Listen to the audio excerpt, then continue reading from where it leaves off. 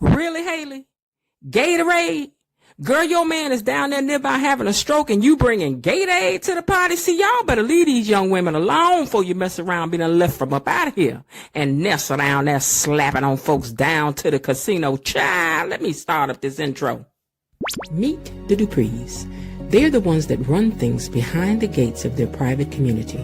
The core four of the family are Father Vernon, his wife Anita, and their two daughters, Nicole and Danny. Let's start with Nicole, or Dr. Nicole to you, whose life seems to be so perfect. She and her husband Ted, who's also a doctor, has 3 children, Martin and Catherine, and also Ted's nephew, Andre, whom they've raised. Oh, but then there's Danny, who married Bill, and they had 2 daughters, Naomi and Chelsea. And after 30 years... their daughter Naomi moved her best friend Haley into the house and she stole her man. And now they're getting married and Danny's not happy about none of that. But how could she be? Listen, Dupree family, you've got our attention and we're back again today to get the tea, and I'm here to pour it because we all want to know what happened today beyond the gates.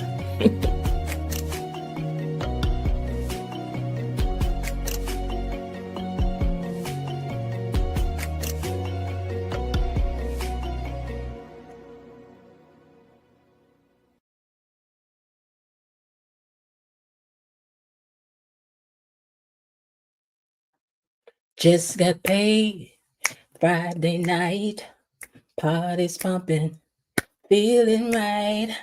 It's Friday night, y'all. Happy Friday to you. No more work till Monday. Everybody's feeling good, just got paid. So let me hold $20. No? Okay, well, listen.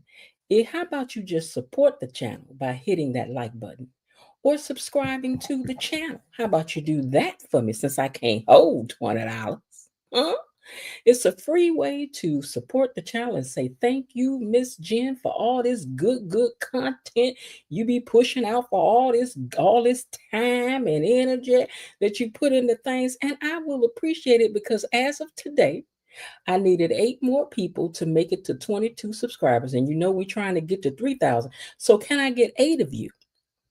Just 8 of you, if you're listening now or if you're listening later, to go on and become a subscriber. In fact, I got my phone here, so I'm going to see if we can get these 8 people before we end tonight, because we're going to be here for a couple of hours. You know how we do on Friday, right? I give y'all all my time on Friday. I do. I really do, honey. So I hope that I can make it to 2,000 subscribers. I need 8 people now. 8 people to go on and stop hiding in the bushes all the way and fall out the bushes a little bit and hit that subscribe button. How about you do that for me, huh? Okay? Can we get 8 people to subscribe by the end of this live? I certainly hope so, because you know you love me. Listen, tonight is our live panel discussion. So after the reviews, I hope y'all feeling really chatty. Who was that? Bobby Wobby. You may as well come on up here tonight and have your say, because I know you said the other day you was feeling a little nervous and you was trembling. But you could come on through and have something to say tonight if you want to. Or anybody else, once we put the link up. And once you do, now we ask that you don't come up here cussing and don't come up here cussing, and don't you say none of them buzzwords to get people cooking. Baby, I will shut your microphone off. I will with the quickness. Because I ain't trying to get my channel tossed down and grabbed down. They ain't about to do me like that out all this work I done put in. Ain't gonna happen. Okay? All right. How about you all first say hello to my mods and to Tony Lynn. Hey, Mod Squad and Tony Lynn, how y'all doing? I hope everybody's doing. Hope all y'all are doing good. I know that Bilo Didi said she had to go to choir rehearsal, and I told her I hope she ain't. I'd let us find out she at choir rehearsal with Leslie Sherry, and it's gonna be problems, okay? And if you are, girl, I hope you at least come back with a little bit of tea for us. You know, ask her a couple questions. She always questioning somebody. She is. Mm-hmm. Let me see who down in these comments. Who that typing in the comments? Who's that typing in the comments? Well, first and foremost, we always got Tony Lynn giving the greetings and salutations to the Mod Squad and Miss Jen, wishing us all a wonderful day and a splendid weekend to come. We certainly hope to have that. Bilo Didi had left us a message here several hours ago and said that she wouldn't be able to attend tonight. She'll be MIA because she's got choir rehearsal and have a great live and she'll catch the replay. All right, Miss Bilo Didi. We will miss you, girl. Real Talk says, "Hi, cousins. I'm here. Didn't go to the sports bar to watch the game.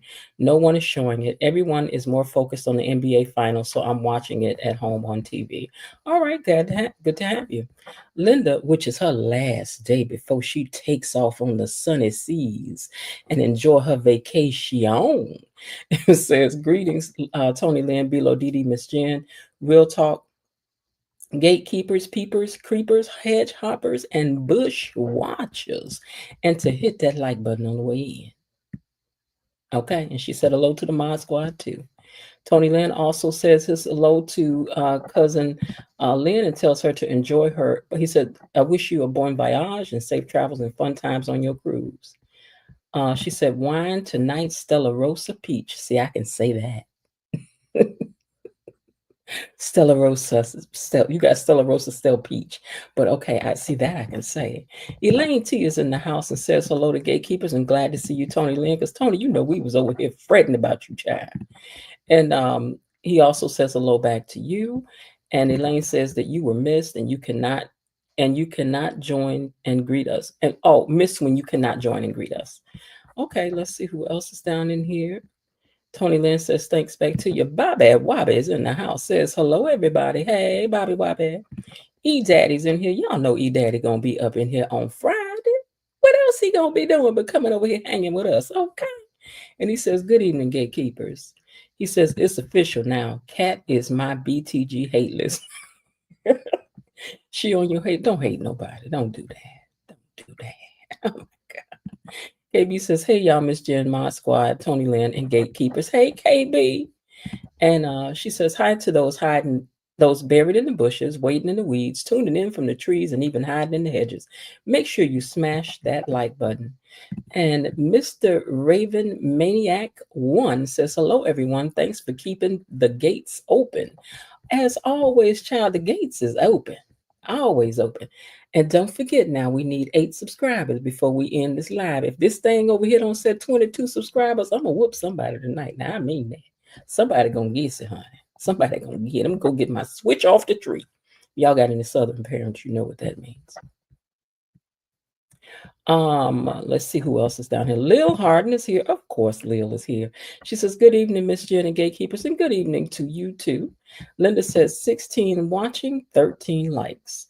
Okay, y'all, let's get the likes up, but more importantly, let's get those 8 people to see if we can get you to join in the membership. Since y'all won't let me hold no $20. That's the least you could do right there. Come on now. And KB Mommy put everybody's name that's down in the chat and said hello to you. Y'all know we got to go through this first for those of you who are tuning in. Child, get comfortable. Get your little tea, whatever it is you're sipping on, your grown-up drink.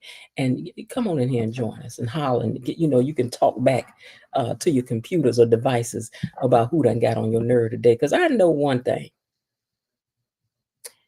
Baby, what's her name? Got on my nerve. It was like Haley got on my nerve today, bringing out some doggone Gatorade for Bill, and then trying to jump on his bones. Cause see, that's why I told y'all, but leave them young women alone. They'll cause your whole demise. You gonna come feed him that stuff, and then try to get his hard overworking when he already can't breathe, girl? What's wrong with you? KB says, "Please remember to be respectful to all and be creative with curse and buzzwords. Everyone's opinions are welcome." And Linda said, "Bushwatchers, you're wanted in the subscription line. Come on forward. Subscribe to the channel. Do what? Do what? Subscribe to the channel. Do what? Do what? Subscribe to the channel. Come on. Come on. Subscribe to the channel." Y'all know y'all can do that for me now. Linda says, "I told y'all Haley was not ready for a husband of a certain age. She ain't, child. She just want to be cute and jump somebody bone. Because you can't do that with nobody that age. You can't do all that." All right, I'm going to get on to this recap so that I can get on to y'all's, because I don't have to do all the working on Friday. Got me tap dancing all night on. So let's see. Hold on a second. Let's see what had happened today. Get my table a little bit closer here. Okay. Let me see. Do I want to take your comment down, Linda? I don't think it'll be blocking anything, so I'll let it stay there because that way I will know that it was the last one that's there. Hey, Jay Bez done checked in. So hey, Miss Jen, my fellow gatekeepers, KB Mommy Linda, One Love, TGIF. We are grateful that it is Friday. And again, to those of you who have not subscribed to the channel yet, please make sure you do so. I need 8 people today. Real Talk says, leave my sis Haley alone. She loves her husband. She was just scared like any person would. My point is, though, child, anybody of a certain age know not to run get no Gatorade for somebody, about to have a heart attack or a stroke. I don't know what she thought. That but she thought he was girl. But anyway, child, it was just too much. But it was appropriate to the character, to her age and experience. Mm-hmm. Mm-hmm. All right, anyway. Kat sees Eva at Orphagene's and she's eavesdropping on Eva. And she hears her say that if they need to call her, she knows that she will be right there at Orphagene's. Like, if you need to call me, I'm going to be at Orphagene's for a while, she said.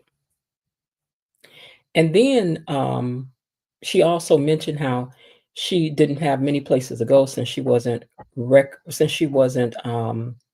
welcome at the Richardson's house anymore. And Eva, I think you sent what's his name to this place when you heard her say that. I really do. I think we're gonna find out next week though. But anyway, Naomi, let me get back to these pictures. Naomi and Chelsea are at Uptown and they think Kat is too much into crime fighting right now instead of looking at that purse line the way that she needs to be. So Naomi updates her that that their dad went home and that Haley is trying to get Bill. Oh wait, I'm sorry, that their dad is at home. Meanwhile, Haley is at the house trying to get Bill to be still, but he won't. He'd already been to the office and he's come back. And she's like, oh my God, Bill, you need to just slow down. And he says, where are you going? And she said, well, I'm headed to meet my stylist. See, y'all, her style is going to improve. She's getting a stylist. See, they got to write all this in the script because she has to learn a little more not class, but that old school kind of class. She got to learn that. Give her time. She'll come through. But anyway, and you're right, Bobby Wobby, that Gatorade is high in sodium. But anyway, she's trying to get him to stay there with her for a while. And then he starts heavy breathing once she walked out of the room. Because Bill keeps saying ain't nothing wrong with him when it very apparently is Bill. Something just ain't right. Vanessa is at the casino with Joey the Thumbs, both comparing their old folk problems after they done decided to climb all over the poker, not the poker, what do you call that, poker table all last night, like they was 14. Old bones can't do that kind of stuff. Y'all need to calm it down. Calm it down. Kat is at the hotel and is trying to get this young man to let her into Eva's room. I'm trying to see that I get something backwards. Hold on 1 second. Okay, so she's trying to get the young man to let her into Eva's room. And meanwhile, Tomas comes into Orphagene's and he sees Eva and strikes up a conversation. And I'm telling y'all, I know Eva sent him up there. Because ain't nowhere in the world he didn't mess around there and kiss Eva. I don't know. I don't trust it. I don't trust it. That was not a coinky dink. But anyway, I'm just being suspicious like I do sometimes on Fridays. Anyway, Kat and Tomas, I said Kat and Tomas. I meant to say Eva and Tomas are light flirting. And let me go back to that. I think it's this picture. Okay, so Eva and Tomas are lightweight flirting, and he tells her, "See how he was flirting? See, he was a bit more free over here at Orphagene's." Then all of a sudden, he get to her house, And he want to clam up, start talking, declaring all this, me and Cat so close and she so deep. Since when, child? But anyway, he lightweight over that flirting. And he tells her that, Bill went to the hospital, but he checked himself out. But he was at the office this morning. And he said, but I was trying to rush back to the office. He's like, oh, I just got a message that Bill has canceled all his appointments. So it looks like I don't really have to rush back. So then Tomas started doing spy work for Cat, because I know that's what you're doing, Tomas. And he was like, so what's going on with your mother? How are things with her? And he even said, she's still mad at me. She put me out. And but my dad gave me some place to stay. But my mom, she hasn't forgiven me yet. And she tells Tomas that she's got some insurance now that will keep her mom off her about being able to accuse her about that whole motorcycle situation. So Tomas asked, really? What kind of evidence do you have? Insurance do you have? I know Cat got you in here asking questions, because you asking cat-like questions, sir. But whatever. Anyway, she said, I'll have to keep that safe to myself right now, to keep that a little secret. I'm glad you had that much sense, girl. Well, Cat is giving this security guy the sweet eye and a couple dollars so that he'll open up that door and let her on up in there, which he ends up doing. And she gave him a big tip and sends him on his way so she can start snooping around. Because, boy, she can't wait to play Detective Deputy Dog Jr. Meanwhile, Bill is tired of Haley asking him if he's okay, because he feels like he is okay, even though he ain't. And Haley says, well, I'm just scared and I'm worried. And he's telling her that he's going to be okay, not to worry. And she wants him to be around for this baby. She's like, I don't want you to go nowhere for this baby. Somebody got to pay for this baby child. Somebody got to help me raise this child. I can't do all this by myself. Naomi and Chelsea talk about the seriousness of Bill's symptoms, and they want him to take it seriously himself, because it could lead to him having greater problems. And they agreed to check in on him today. And then that Madison woman walks in.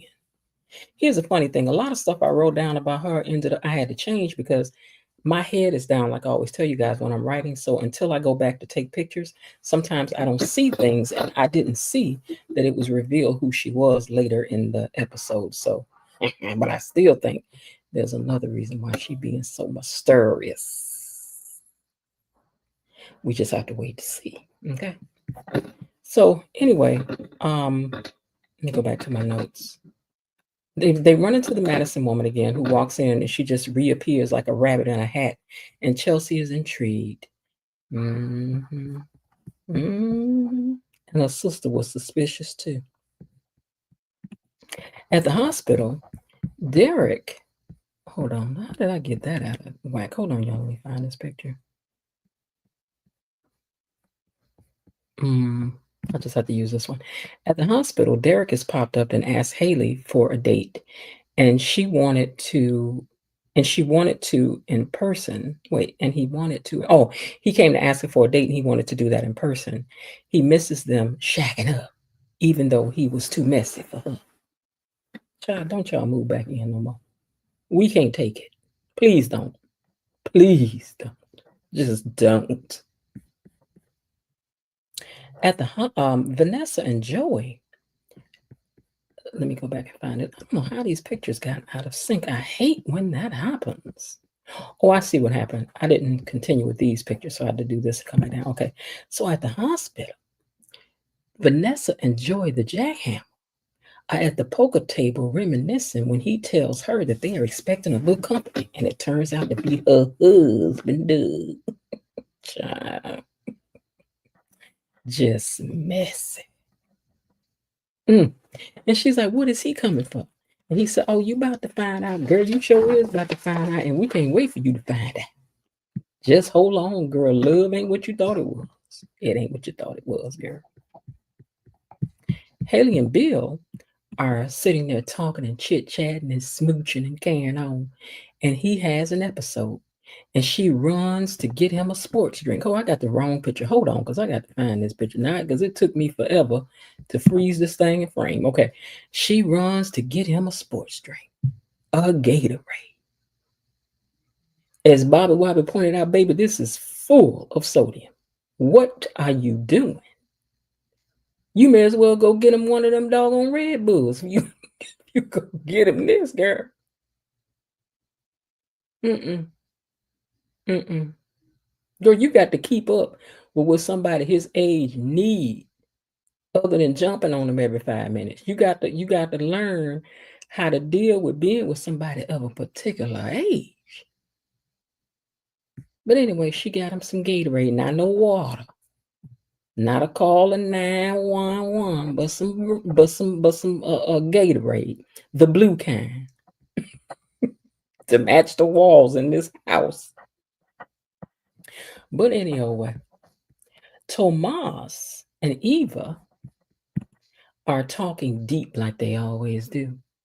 And he's asking her again about her mama, regretting to uh, trying to pin things on her, and that it must be some pretty heavy leverage, whatever this is that she got, to keep your mama at bay, girl. He was trying to get that information because Cat done sent him. I'm telling y'all, I'm about as sure as that as I am that little bitty cute little Tracy and Vernon got history. And maybe even some present. Who knows? But I digress. Anyway, they start talking about how she's reading this book, and he's like, "Oh, I'm into the same kind of books," and he wants to read it too. So he gonna stop by her room to get it right now. Well, Cat happens to be in there snooping around with her cute little driving leather gloves on. I think I got some of these still. Yeah, I do have some of these driving gloves. She got her little cute leather driving gloves on, so she don't put no fingerprints on nothing to contaminate nothing this time. So she thinking. But anyway, child, she in there looking around, opening clothes and drawers and going and stuff. And then she gets a call, and it's from Jacob. And Jacob reminds her to stay out of the investigation. And she's like, oh, but I am lying in the midst of doing what she was doing then. She sees a box and she pulls that out of the closet so she can get a closer look. And of course, they cut to commercial because you know how they like to do. So we had to wait to find out what was in the box. Chelsea speaks to Madison, and her sister asks how they know each other. And Madison says, well, we don't really know each other. And she's like, you don't know each other, but you talk to each other, but you don't know each other, but y'all talk to each other. Okay. She's like, oh, I just came to get some chocolate cheesecake. She's,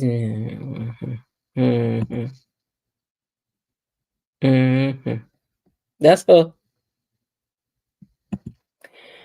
Bill is making out with Haley, and Bill kind of collapses and starts babbling. So she jumps up and finally does something useful and calls 911 to get an ambulance. Girl, thank goodness. Because you in these 3-inch heels walking around the house, child, ain't helping nobody survive. Derek is trying to get Ashley to go do lunch with him, but she's not moving. She's got work. The phone rings, and it's a call to prepare for a Bill Hamilton to arrive. Oh, my Lord. Joy told Vanessa about Doug's gambling problem. He done run it all down to, and your husband owed me $250 big. She was like, 250. What? Do you expect for me to write you a check? I'd have turned to her and said, yes, I do. It's our money anyway. In fact, I wouldn't have asked. I would have just wrote the check and got myself out of trouble and just had to argue with her about it later. Because I ain't about to get beat up by Joey the Thumbs, child. I'd have paid him off. Joey said, no, we don't need no check. It's something else more important. Your business. I'm going to need you to run me part of your business. I thought you loved it, her, Joey. Joey, we thought you had loved her. You were so intrigued with her. Oh, my God. While Kat is under the bed, she finds what she's looking for. Because Tomas and them had come in the room. And, hold on, did I miss a page? Hold on. Okay, yeah, I missed the page. Hold on. Okay, it turned out there was nothing in the box except for some clothes. And I think the very book that Tomas is looking for is in there too, that him and Eva are on their way over there to get. But will Kat have enough time to push that back, put that box back in the closet, grab her phone and her purse, and scurry up under the bed before they open the door? I'll have to tell y'all later. Vanessa is mad and Joy up in here being cold as ice. He was cold as ice. He was. Because the way he did what he did, the way he told it, child. First of all, he made it sound like him and Doug would like they cooked up this thing together. Like this was our plan all the while. Like he was in on him, even finessing Vanessa, bellying up to her, whatnot, cozying up to her. The way he told that was just messy, honey. But anyway, Joey up in here being cold about what he doing and how he doing. She already knows he wants her to wash that dirty money for him. He was like, you smarter than I thought you was. She was like, what else could it be? I know you want me to launder that money. And Joey was like, oh, yeah, okay, well, yeah, I do. I do, and sure enough do. But Vanessa is confused. And then Joey says, why are you acting like that, Nessa? Huh? I mean, why are you acting like that just because I'm asking you to wash a little money? We both know. And this is what her husband said. Now he said, we both know you like to take a walk on the wild side, don't you, Ness? I was like, what did he say? Why you had to say it like that? What? He say in front of her husband. He said, we both know you like to take a walk on the wild side, don't we, Ness?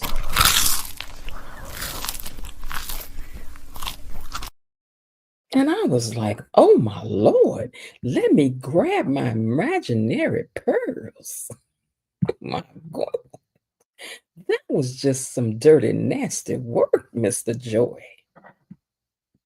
Haley is a mess down to the hospital. I skipped over that part about that girl and this woman because I ain't want to write no more because it wasn't, it was just the same thing. So they end up saying something, blah, blah, blah, whatever, then the woman leaves. Okay, so Haley is a mess down to the hospital, child. But girl, let me tell you what you need. Let me tell you what you need. This what you need, Danny. This what you need. I'm for real right here. Because you need to study the C down here, child. The C of emotions is high. And calm and build down gonna be a big, big girl job. You're gonna need Danny to come down to that hospital and calm, build down in the midst of all that's going. Because now Bill gonna be scared, honey. And you ain't gonna be who he want to come through there and speak to them doctors and hold his hand. Watch and see what I tell you. He ain't gonna put Danny out. He gonna be looking like Danny. Oh my God, they about to get me. Oh Lord. Child, watch and see what I tell you. Watch. See what I tell you.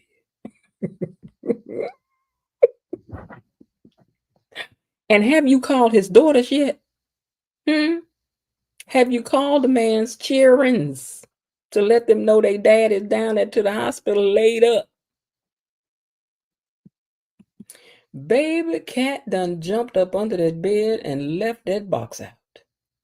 So when Tomas and Eva come in, Eva was like, why is this out here? And Tomas was quick with you know what? Maybe housekeeping did it. I know Cat sent you over here. I'm just waiting for it to be told. Maybe housekeeping did it. She's like, yeah, maybe that could be it. So, but meanwhile, Cat is up under the bed. And when she hears Tomas's voice, she's like, Tomas? I only think she's shocked that he's over there. I think his job was to hold Cat at the joint and call her when she's leaving. But he ended up coming over there with her. Oh, I'm just letting my suspicious mind slow down. But I'm telling y'all, I think I'm going to be right. Listen, somebody call this lady and tell her she need me down there helping her right child. She need me down there. She need me. She doing a good job. But baby, I can help her with the most suspicions. I could do it. If she need me, she need a day off, call me, child. While Cat is under the bed, she finds exactly what she's been looking for. She finds that helmet and those gloves, and she's just as happy. She's so happy. She don't know what to do, but I'm trying to figure out how you maneuver and moving all kind of stuff up on this bed. I know you're skinny, but even still, child, I know that you making some kind of nerves up under that bed, pulling stuff out. Stuff. Look here, look here, look. If I'm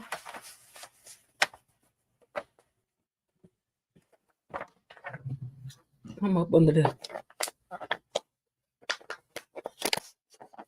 child, I know y'all heard that girl up under that bed.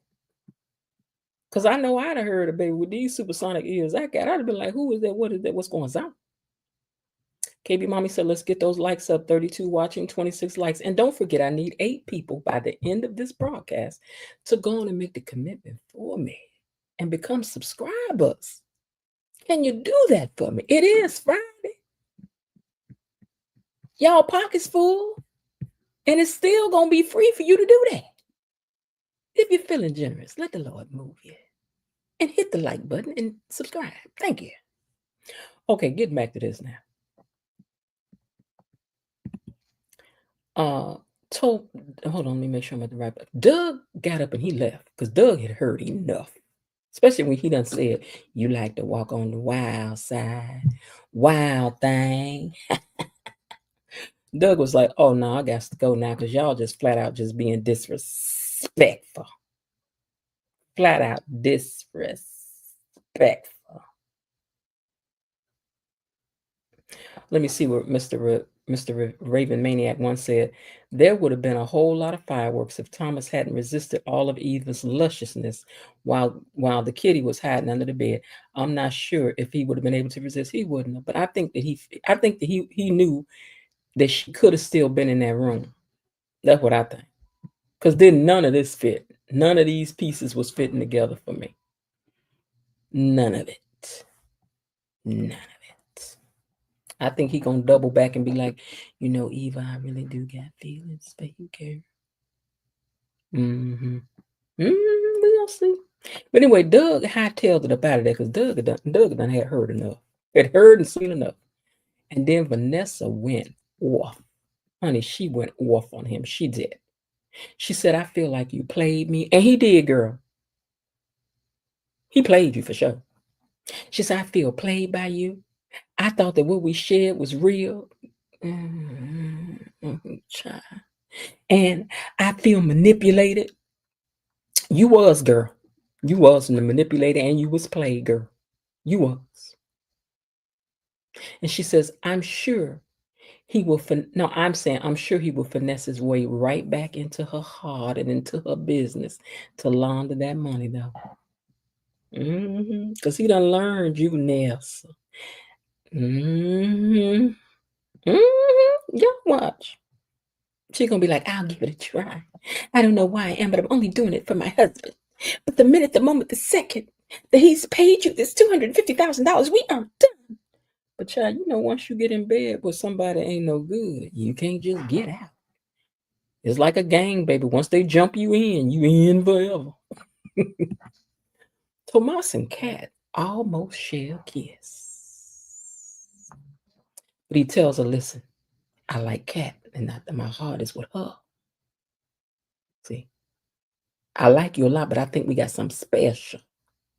It is. It's called, she gonna put me on. Kat gonna put him on. She gonna help him rise up in the world a little faster. You see, he keep talking about making partner, this and that, blah, blah, blah. Tomas got a plan. He's a man with a plan. And Eva, please don't let him make you no chick on the side, girl. Please don't. Anyway, he says, you know, I think we got something special.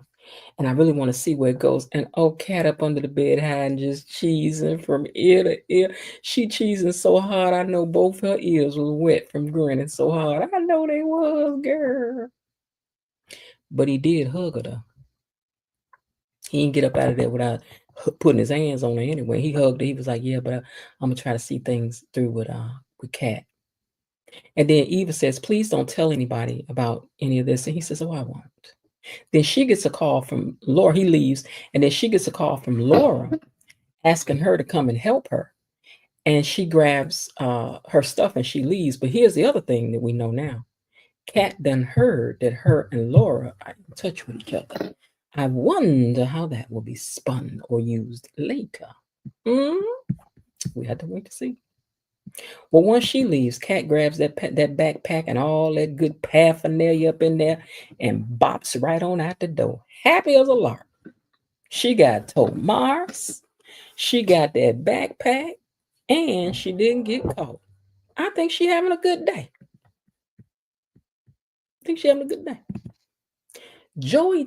Vanessa tells Joey, Joey tells Vanessa it's her move now. What you want to do, baby? What you want to do? And she reached all the way back to Mississippi and slapped his face clear back over to California. She did. And when she did that, when she walked out, Joey was smiling. He liked that. Because he know I got you right where I want you, girl. It ain't like he didn't think she was going to be mad. Eva gets back to the room and she starts thinking about this moment right here that almost happened. And about Tomas rejecting her. Meanwhile, Kat is down at Orpha Jean's with that little backpack. See, why didn't she take this backpack and go to the station? Why didn't she take this backpack and hide it? Why would she take this backpack and go back in public? Because I think she about to meet up with Tomas, but we shall see. I don't think she about to meet Jacob. We shall see, though. But girl, you better hope you don't run into Leslie coming there and snatch that swoop-de-doo hairdo off and pull your bang out, girl. Because you know Leslie is scrap, baby. She's a scrapper. She is. But anyway, she in there with that backpack, sitting up in there in Orpha Jeans with it, feeling like she finally got Eva. Because even if Leslie did it, Eva is the one that she wants to punish. We all know that. Eva is the only one she wants to punish. But I got a feeling that she will meet up with Tomas, but we will have to wait and see. The girls finally arrive at the hospital to check on their dad, and Ashley tells them that Dr. Montgomery is with them because they wanted to know, like, where's Doug? Like, could Doug be the one who could come and help like he did before? And they said, don't worry about it. Dr. Montgomery is on the case. And Haley's in there in the room with Bill, and she's sitting there praying that he's not had a stroke. Child, I know you don't want him to have had no stroke. I don't either. Y'all better not do nothing to big old Bill. But the doctor turned out to be this lady. And y'all know who that lady is, right? That's the lady that Chelsea been meeting over there to the Uptown bar.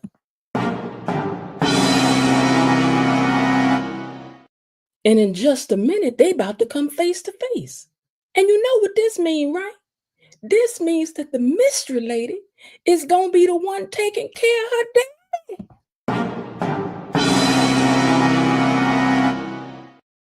It also means that if they start messing around, then get mad, will she hurt Bill? No.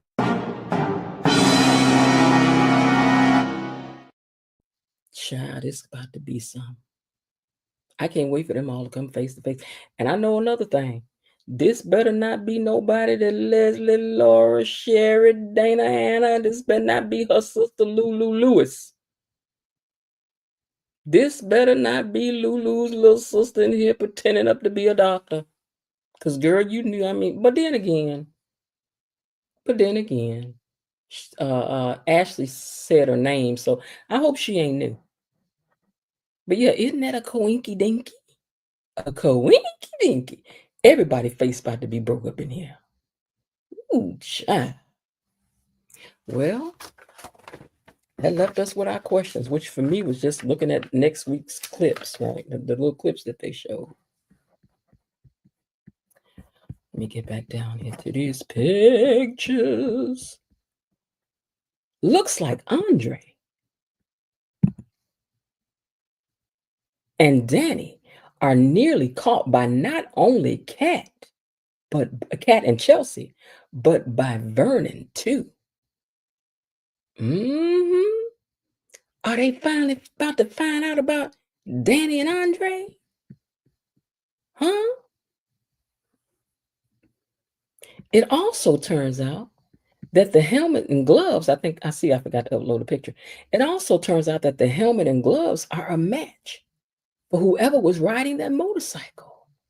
Is the case finally about to be solved, or will they be met with another snag before they can catch them?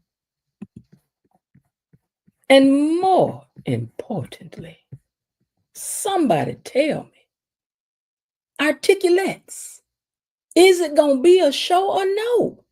And is Anita going to agree to your terms? We just want to know where to get our tickets.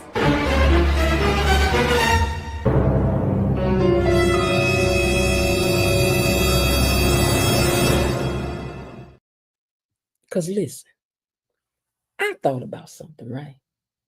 That young guy that's begging and pleading to promote this show, what if he's Dante's son?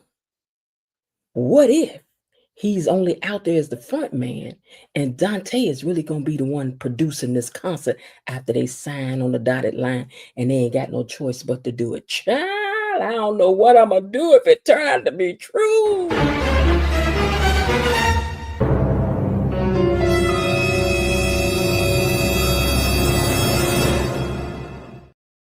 Because I just got a feeling. That's enough tea for me to be sipping. Child, I'm tired. I am tired. I also saw out of my peripheral vision that I believe we have someone new down to the comments, and that's Des the Bomb. Des the Bomb, you are now officially a gatekeeper, and thank you so much for commenting. And if you haven't subscribed yet, I'm trying to get 8 today. Go on and be one of them and hit that subscription button. You know you love me. But welcome down to the comments. Y'all make room, scoot over, share your crumpets. Hey, hey.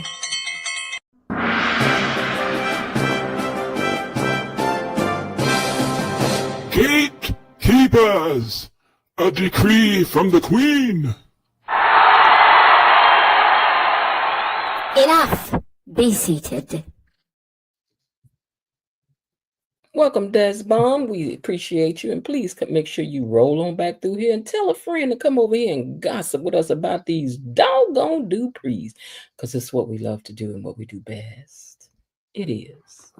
We love to talk about these folks like they real, even though we know they're not. But it's a good exercise in thinking.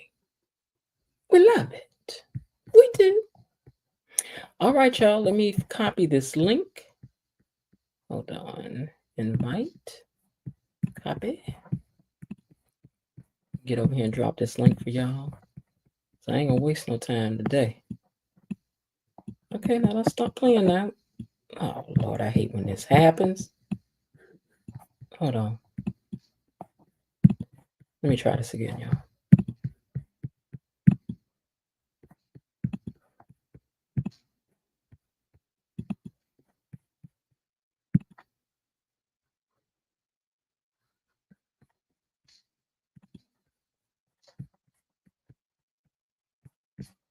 Okay, the link is dropped. And while you guys are coming in, let me change my thing out first. I have to plug my thing into the computer now. Hold on. Okay. And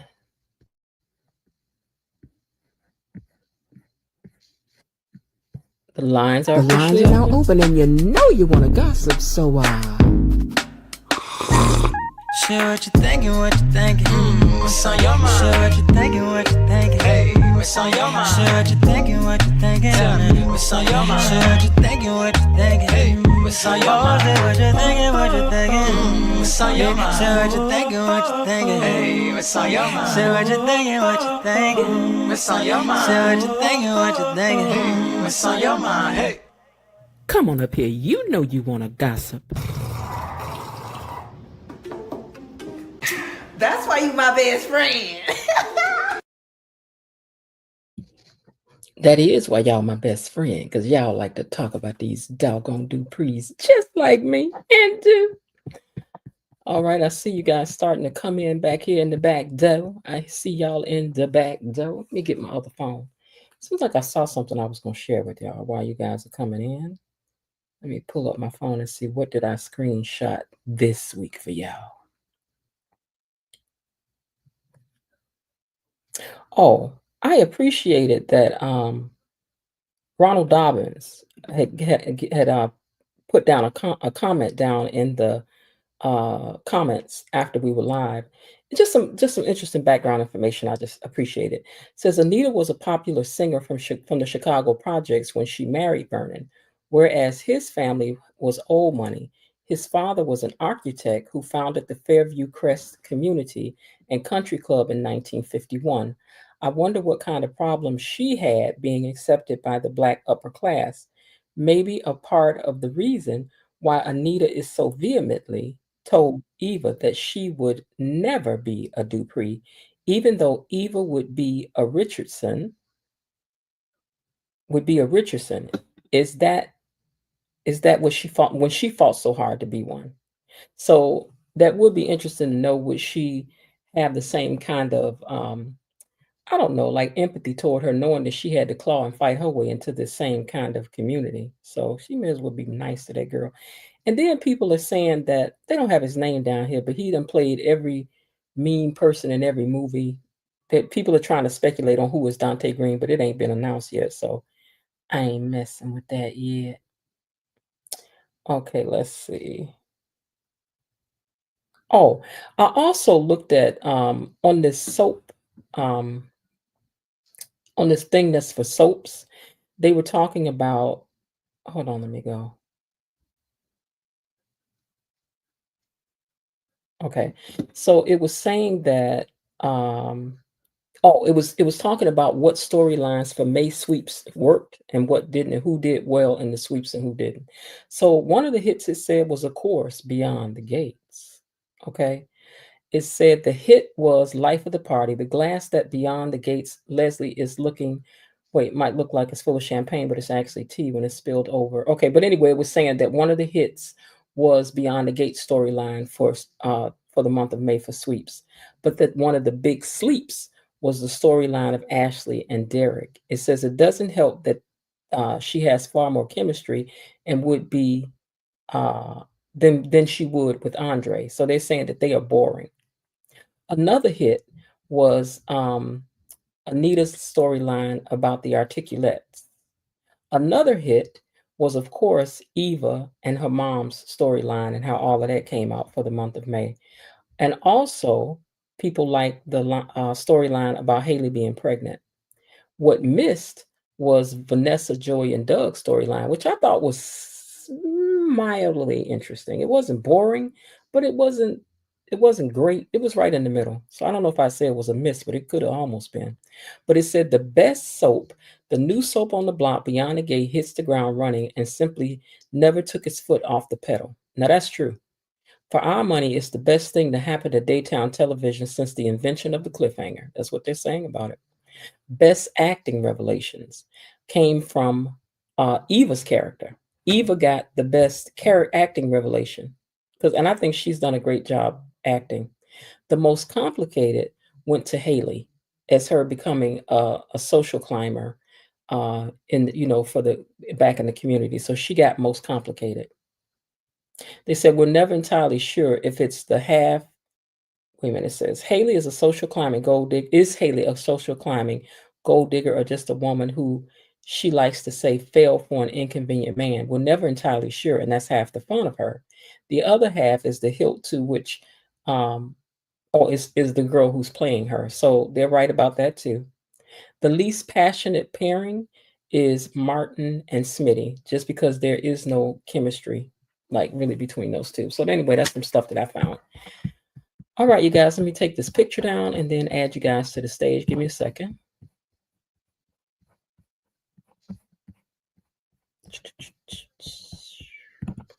Okay. All right, Linda, welcome to the stage, and Lil, welcome to the stage. What do you guys think about this week's shows? Well, today was definitely interesting. Mhm. And I got to get this off my chest. Okay. Unless our chief officer of the United States takes wings and flies to heaven, I Mhm. don't want behind no more. I missed 15 minutes of the guy that they deported to Venezuela, and now they're bringing him back.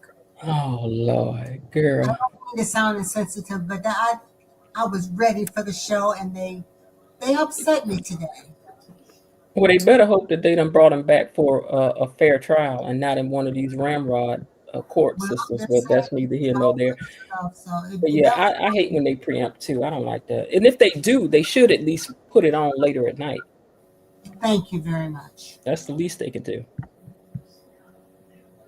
Hmm. Lil, what you got to say about this week? E Daddy, I see you. I'm about to add you in a second. Lil?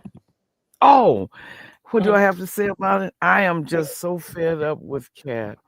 I mean, she has just gone, even after Jacob told her, if you get evidence illegally, you're the one that will probably leave in the handcuffs. Remember breaking and entering. Now she fooled the doorman to let her in and lied and said that Kat said it was okay. But when he offered her to call Kat to give him the okay, she wouldn't do it. Secondly, she is so bent on setting Kat up, Eva up, until she has forgotten who the real dangerous person might be. Of course, I have to give her credit for thinking that maybe that if Jacob didn't find the helmet at Leslie's house, it might be at Ava's, because she thought they were going, going they were kind of she was a conspiracy. However, I am so glad Anita, I'm so glad she put that Sharon in her place. Now Anita admitted she had been greedy, she had been selfish. When Barbara's a show was taken from her, then she named it and all. And when she was deleted, she went right ahead, going ahead. But she also said the other two women rode right on the gravy train to the end. And now Sharon is going to bust up in her house and put her on notice. And when Anita got up, she acted like a real sister. She said, not today. You don't come up in here today and you going to, abuse me and tell me all of these things. Because see, Sharon has some issues, and maybe she has some right to be very, very angry. But she is completely out of control. mm-hmm. She's completely out of control. Now, I don't know what is going on with Chelsea. I really can't make heads or tails out of it, because she started off as a threesome. Now she's falling for these women. She just seems to be very, very confused. But of Mm-hmm. course, Bill, I know they're not going to kill Bill off. I'm just waiting to see what is going to be the real results of Bill's illness. Will he become milder and calmer and more sensitive, or what is going to happen? Because it has to be a purpose for what they're doing, and they're not going to kill him off. Mm-hmm. No, they better not. No. Nah, I'm with real talk. Now I got to walk off. Then y'all going to get the review somewhere else. No, I'm just kidding. Hey, E Daddy, welcome to the stage. What you think about the show this week? Oh, it was amazing. I think it was one of the better weeks. I just hate the fact that Kat was in every episode, but I would rather see Kat in all 5 episodes than see Ashley in 4 of them. But I can't stand Kat now. She thinks that she's the law now, just like these other families in these soaps. Uh-huh. She got the helmet, and she won't even turn it into Jacob. She's going to... we don't know what she's going to do. We don't know how her mind works. Mm-mm. But I can't stand her now. Her hatred for Eva has just gone too far. I mean, Eva's out of your life. She's out of Nicole's home. So, and you're trying to make it your business to try to get revenge at her. Mm-hmm. Mm-hmm. And that's why I said what I said earlier on, because I really mean it. I mean, we've seen these characters for 3 months now, so we should have our likes and dislikes by now. Okay. Especially after the anniversary. The anniversary is what tested loyalties for me, in my opinion. It was a loyalty test.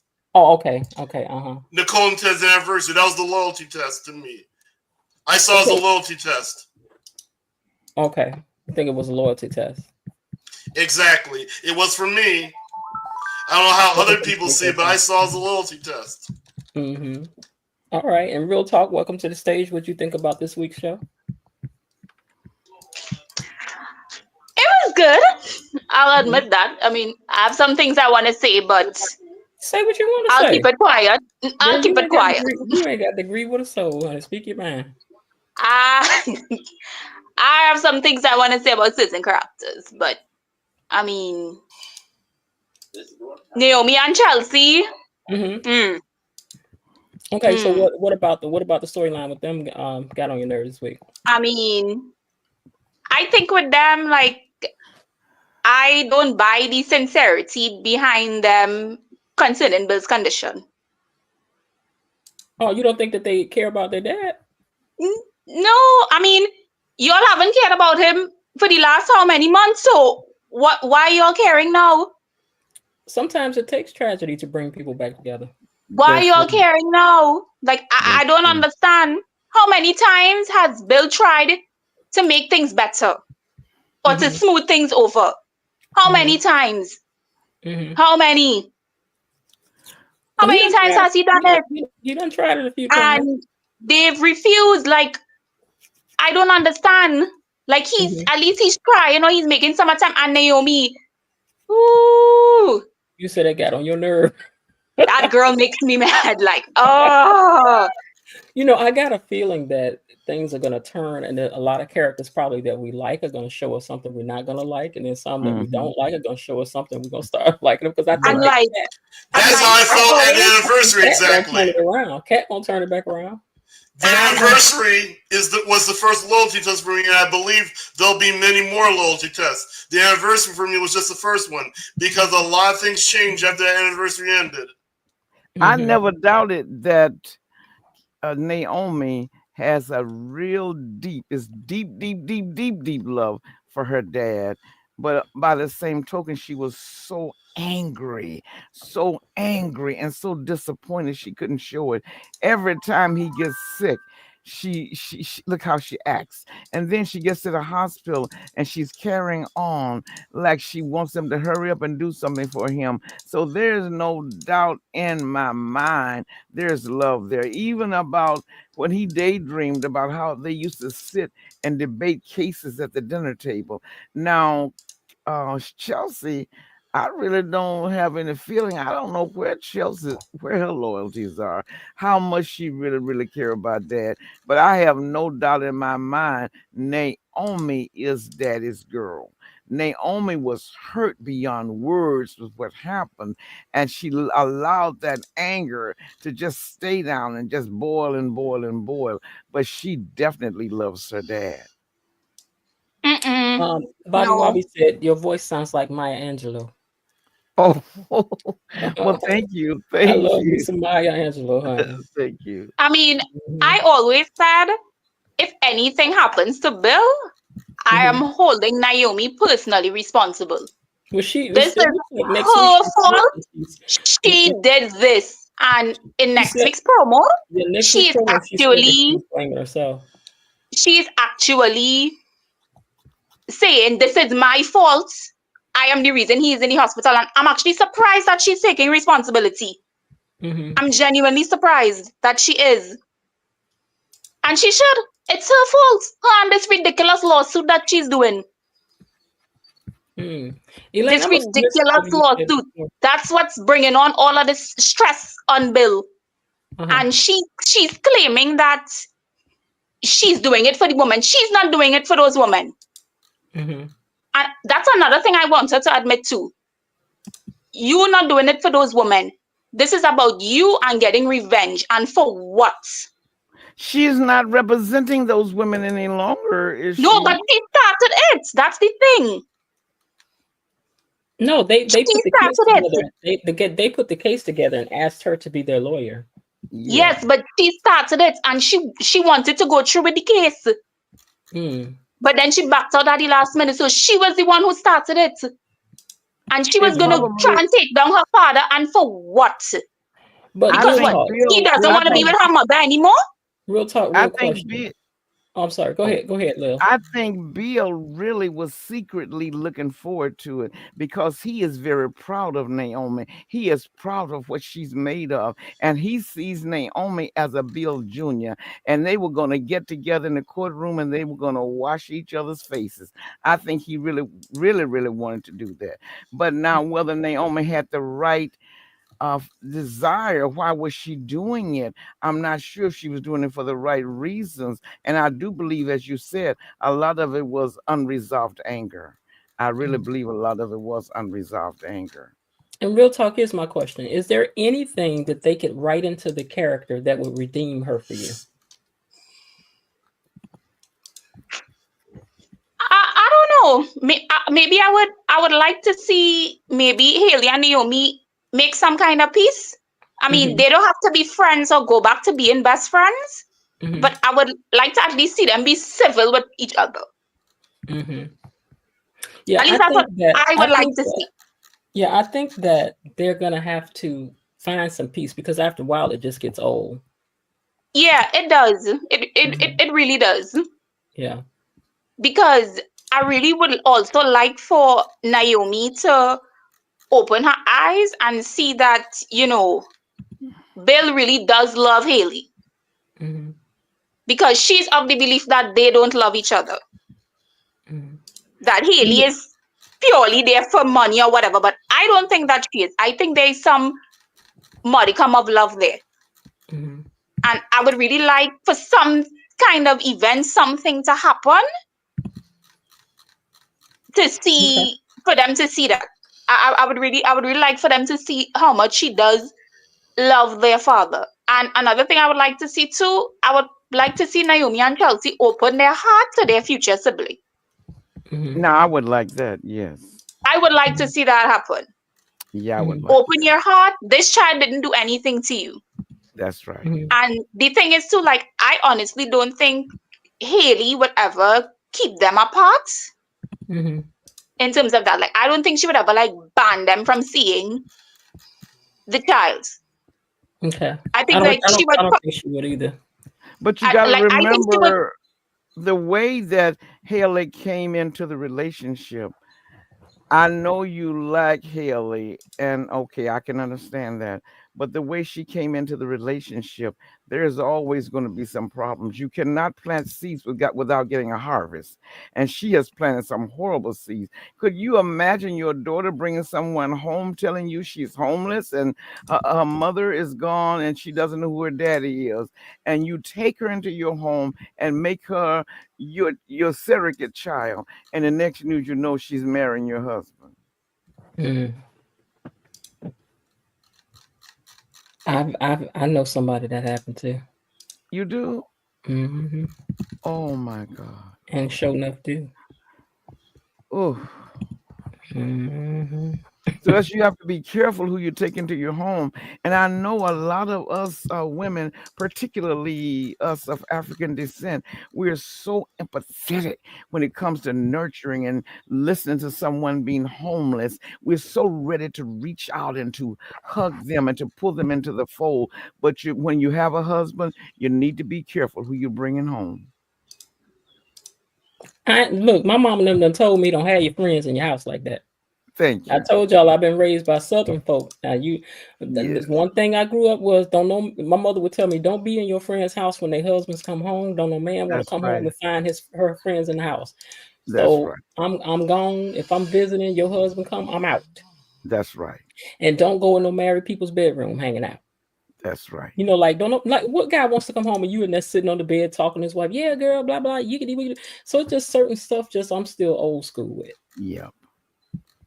I don't prefer And that. that's just really, really good common sense, because even people who have a good heart and they don't plan to do anything wrong, you could start to hanging out at somebody's house, and I don't know if she made a pass at Bill or Bill made a pass at her, but it can go from stage 1 to stage 2, and before you know it, you're in a full blown out stage 4. So you never, Mm-hmm. ever, ever bring a grown person into your house. I Mm-mm. don't care how much you feel for them. You can love them. You can write them love notes. You can bake Mm-hmm. cakes for them and give them pies. But when it comes to your man, you do not, under any circumstances, bring another woman in to live with your man. She's walking around in her pajamas. She's all of you Mm-mm. giving him all this kind of room to fantasize about her. This is not good. Baby, what's that old saying? You don't fat no snakes for no frog. That's right. I ain't about to do it. If you gonna get mine, you gonna get them without my help. That's right. That's what I'm saying. It's not that I'm like so insecure nobody can be in my house or whatever, but I ain't no fool neither. That's right. Don't bring Aaron Pierre up in here either. Talking about he gonna stay for a while. I'll be like, really? I don't need all that pressure on me. Mm-mm. You don't set stuff up for the devil to just do his thing now. That's right. That's at least that's how I feel. I don't That know. is really right. But like Mm-hmm. I said, so many women are so soft-hearted, and we have such nurturing hearts. And somebody give you a hard story. Well, we went to college together. Her funds ran out, and she doesn't know where her mom is, or her mom is dead. She never knew her daddy, so she's just kind of out there alone. If you want to hand her a check, give her a check. If you want to help her buy her school books, do that. But under no circumstances do you bring a full grown woman into your house And around your man. Mm-mm. look, this is a true story too, right? Somebody, the church had asked her to. They like how they try to help people turn their lives around, Yes. and this girl was a dancer. Down there for dollars. She would dance for dollars. Oh my But she God. was turning her life around. And they came to her and asked her, would she take the girl in? And I said, have you lost your ever loving mind? And she said, oh, but the preacher asked me. I said, okay, but I wouldn't do it. I ain't gonna go into no more details. Let me just say, you already know how that turned out. Yes, yes. The You don't next do no news you stuff know, like that. she's lap dancing on your husband's lap. Precisely. Precisely. All right, y'all. Just to update you, we only need 3 more people to make it to 2,200 subscribers. That is the contribution I'm asking y'all to give today. Subscribe today. I don't need but 3 people. 1, 2, and 3. Will it be you? Go ahead, y'all.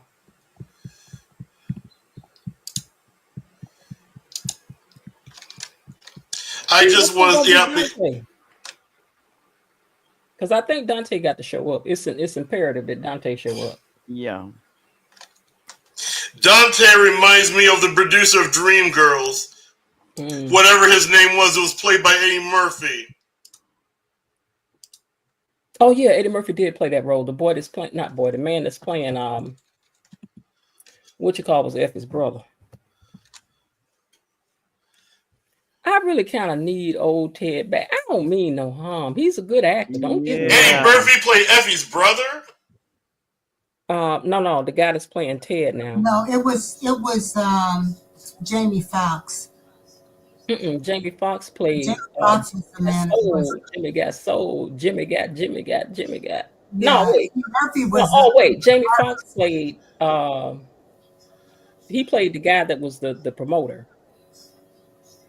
Yeah, that's what you're saying. Promoter. You said Jamie Foxx played the guy that was the promoter, right? Yeah, he ran the Eddie show. Murphy played Jimmy Early. Mm-hmm. And then the guy that's playing Ted played Effie's brother. Right. Right. Mm-hmm. Oh, so Mm-hmm. Keith Robinson really is that old. Wow. Yeah, he's not young, but that man can sing now. Now that man can holler. Oh, he's got a few pipes. That's for Yeah, sure. he can sing for sure, for sure, for sure. He's a great singer. But I need whatever mess happened with the articulates to go on and happen. Let's let it happen. Yeah, we I tired. agree. We tired. We still holding that needing 3 more subscribers. Where them subscribers at? Look, if they don't go ahead and subscribe, I'm gonna make my husband come up here and sing your song, girl. Hold on. Now I'm presently sitting up here with $9.23 from YouTube for the month. Okay. And I ain't asking for nothing but 3 subscriptions. After all the time, come on, y'all.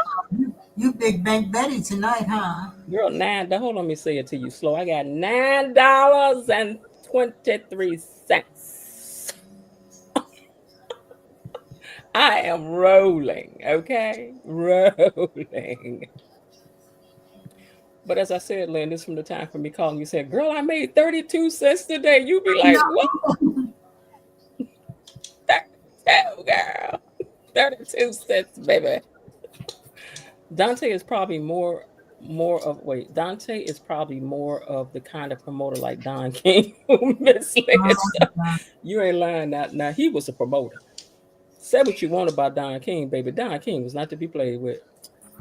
He always made sure he made money. Mm-hmm. Yes, ma'am. Let me go back on and check these subscribers. We still at 2197. I'm waiting. Okay, let's see who else just popped in. Oh, Miss Elaine is in the house. Hey, Elaine, welcome to the stage. Girl, tell us all your thoughts on what had happened this week, child. Hey, guys. I'm sorry. I couldn't help myself. That's what it's about. Let me mute myself for a second. I know people in the chat are like, oh my goodness, Elaine went up. But I try to listen to people as much as possible. I love, well, this was a rough week for me. So I did more listening to the show. And, when you listen and drive, you sort of zone out to the fact rough week, what, for traffic. Work? Yes. So I listened to the show while I was in traffic, And I'm arguing with you guys on my phone. We love it. Mm-hmm. Because you're like, the readers said the chat is saying yada yada yada, and I'm like, no, like I'm in my car by myself. I love it. Because if I was at home typing, I would be able to type it, right? And I couldn't. So the engaging part is what I love, or what have you. And so but you guys know me, so I have strong feelings either way. So it's not gonna stop me. So and what got stuck in your goat this week? I understand that people don't like the bouginess of Kat. The idea that she's spoiled, rotten. But to me, right? I think all of them are spoiled. Danny spoiled, Chelsea spoiled. They're all spoiled. I think the difference. We never said they weren't spoiled. It's just that Kat is showing it. Yes, I think Kat lives in her spoiledness, and so I am entitled. Yes, so I think the fact that she lives in it and is like, okay, I'm spoiled. You raised me this way. I think I'm accepting of it because she's absolutely right. Nicole is spoiled. The way she walked around and talked to people about their marriages, she talked to Vanessa and talked to Danny with no context of what it was like to go through troubles in your marriage until, boom, 4 weeks ago, she faced troubles in her marriage. And I love Nicole. I am for Nicole. I right now, I'm not feeling Ted. He needs to he needs to get a backbone or something. He sent flowers after 4 weeks. Boy, go sit down. He saw Leslie 4 times and saw Nicole once in the last 4 weeks. And that's not sorry enough for me. Well, but you can't help if people walk into places, especially refugees. If you go to a public place, then you're expected to see other people. It's a public establishment. And so that's not what I'm talking about. I'm not talking about her running into Leslie. I'm talking about Ted. 2 days after the anniversary dinner, prancing his secret daughter in their country club. That's not sorry. That's not showing that he's sorry for anything that he's done to his family. The country club is theirs. Vernon's father was the architecture. Everybody in the club knows that it belongs to the Duprees. It belongs to Ted too. Ted is still Dupree. They haven't divorced yet. He's a member, and they show you at every turn how the Duprees are different than the rest of the people at the club. They built the club; it's theirs. It's different, and my problem is we accept the Newmans as being different. I'm talking about Y&R right now because E-Daddy is a soapy, right? We accept that they are the Newmans, but why don't you accept the Duprees as the Duprees when the show has only been on for 2 months? The writers are telling you they are the established family in this realm, and somehow people are like, no, I don't accept them as the establishment. How dare they be arrogant enough to make themselves the establishment? Well, I'd like to say something about Nicole. Now, first of all, Nicole being a psychiatrist, I do not think it was out of her place when her sister and her friend brought up that their problems with their men and marriages with her. She's not walking around entitled like I got it going on and my marriage is just too good for this. But when you stop and you think about it, Eve, whatever you do, you're going to see it from the perspective of what career you have. If you are a nurse and you're sitting at the table, you're looking at somebody's child and think, oh my God, they're giving her those big chunk sizes, she can choke. You're looking at it through your eyes of your profession. Now, when Danny said to her, and I totally agree with her, enablement is not healthy. Codependency is not healthy, but she did not diagnose Danny so much. Danny diagnosed herself. Danny said, I am an addict and Bill is my choice of drugs. I heard So that. she admitted that she was codependent. It's Yes, not like Nicole was trying to push something on her. If I say I'm codependent, you believe me. Oh Danny, no! Hold on one second, guys. Hold on one second, guys. I just want to cover something right quick. Hold on one second. We got a new gatekeeper down in the comments. Terry Anthony, welcome to the comments. Welcome to the comments section. You are not gatekeeper. Hey, hey.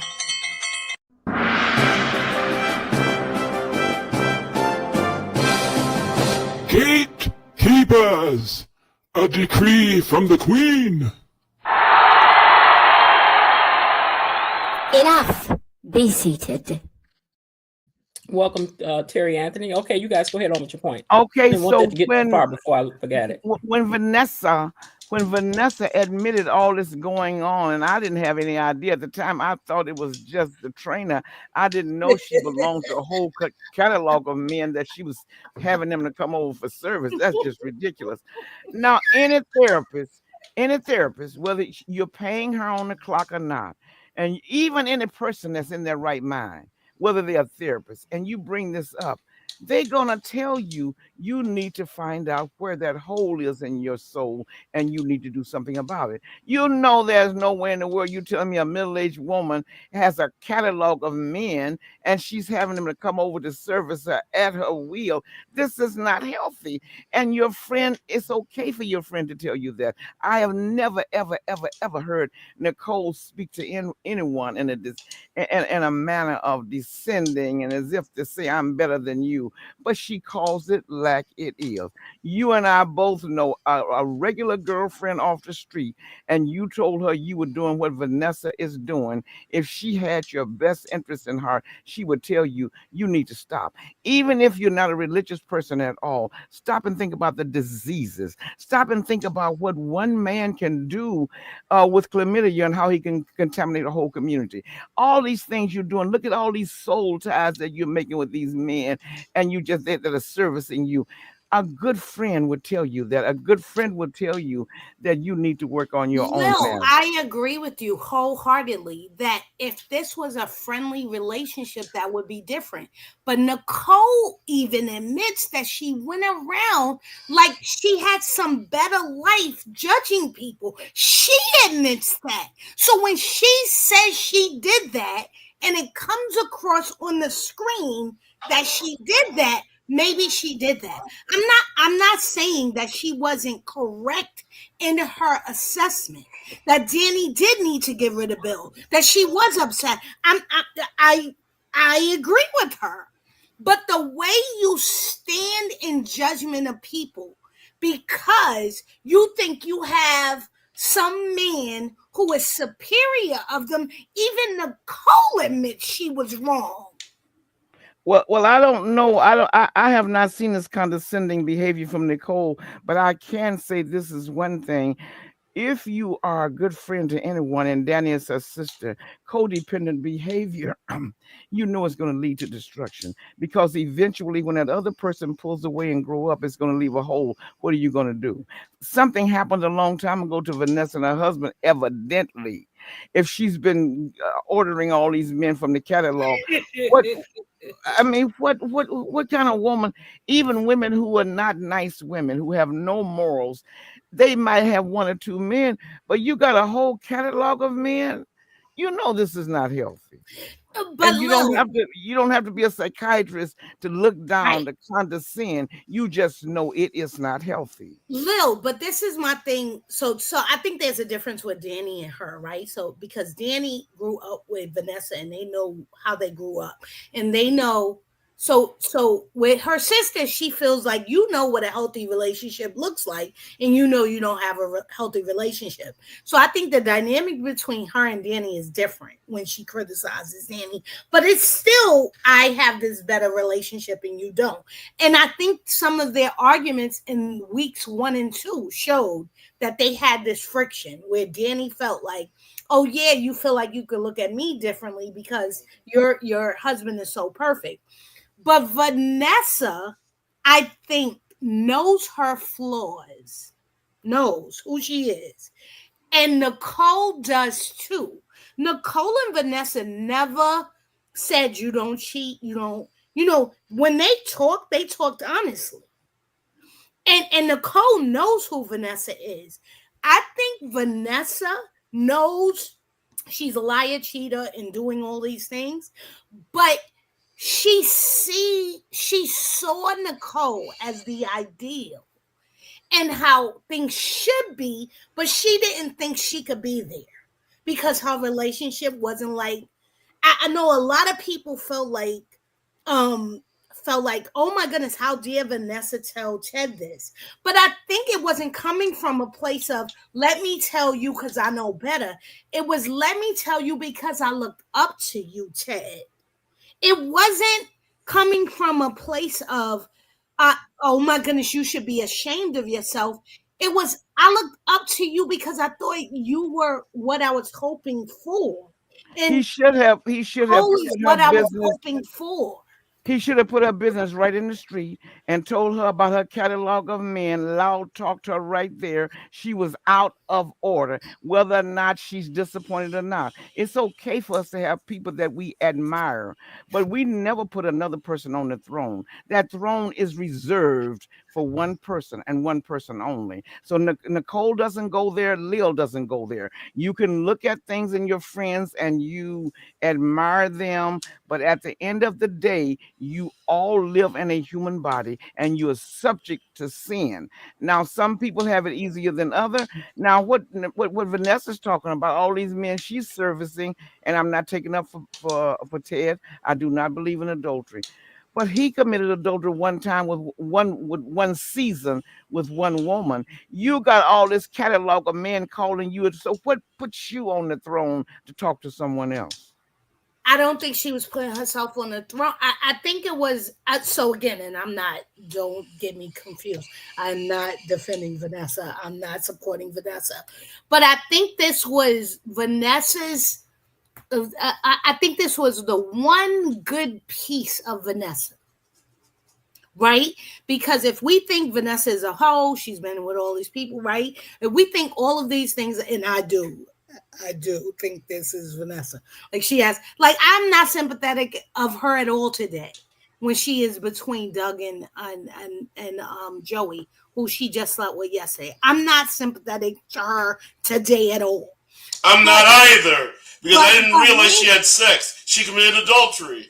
And not only she's been committing adultery, but I just think that she had a voice to Ted that was different than this sort of sordidness, because she thought if I could be more like Ted and Nicole, then my life wouldn't be this mess that it is. Yeah, I agree that. And Vanessa, I think she was sort of brokenhearted. Yeah, I agree with that. Where her words, it wasn't coming from, I want to get at you, Ted. I don't think Danny's words were coming at Ted either. She defended Ted to Nicole. She said, wait, Ted is not the same as Bill. He's I think that Vanessa really and that was like wise. She was disappointed that Ted broke this perfectness that she had. Like there is one good guy, there is somebody that don't do like I do, that don't do like that. I think she was more disappointed. Like, how could you have done that? How could you? It's like he broke her belief that there are good men out here. Right, and I think you might very well be right. You might very well be right, but look at her skanky behavior. Yeah, she ain't got no place to be talking now. But I think for her, it was like, not you, Ted, not you. When Joey was asking her, I think he was asking her something about the gambling game. She hollered yes before he could even get it out because she thought he wanted sex. Hold on one second. Okay, you guys, so I put the link up there again.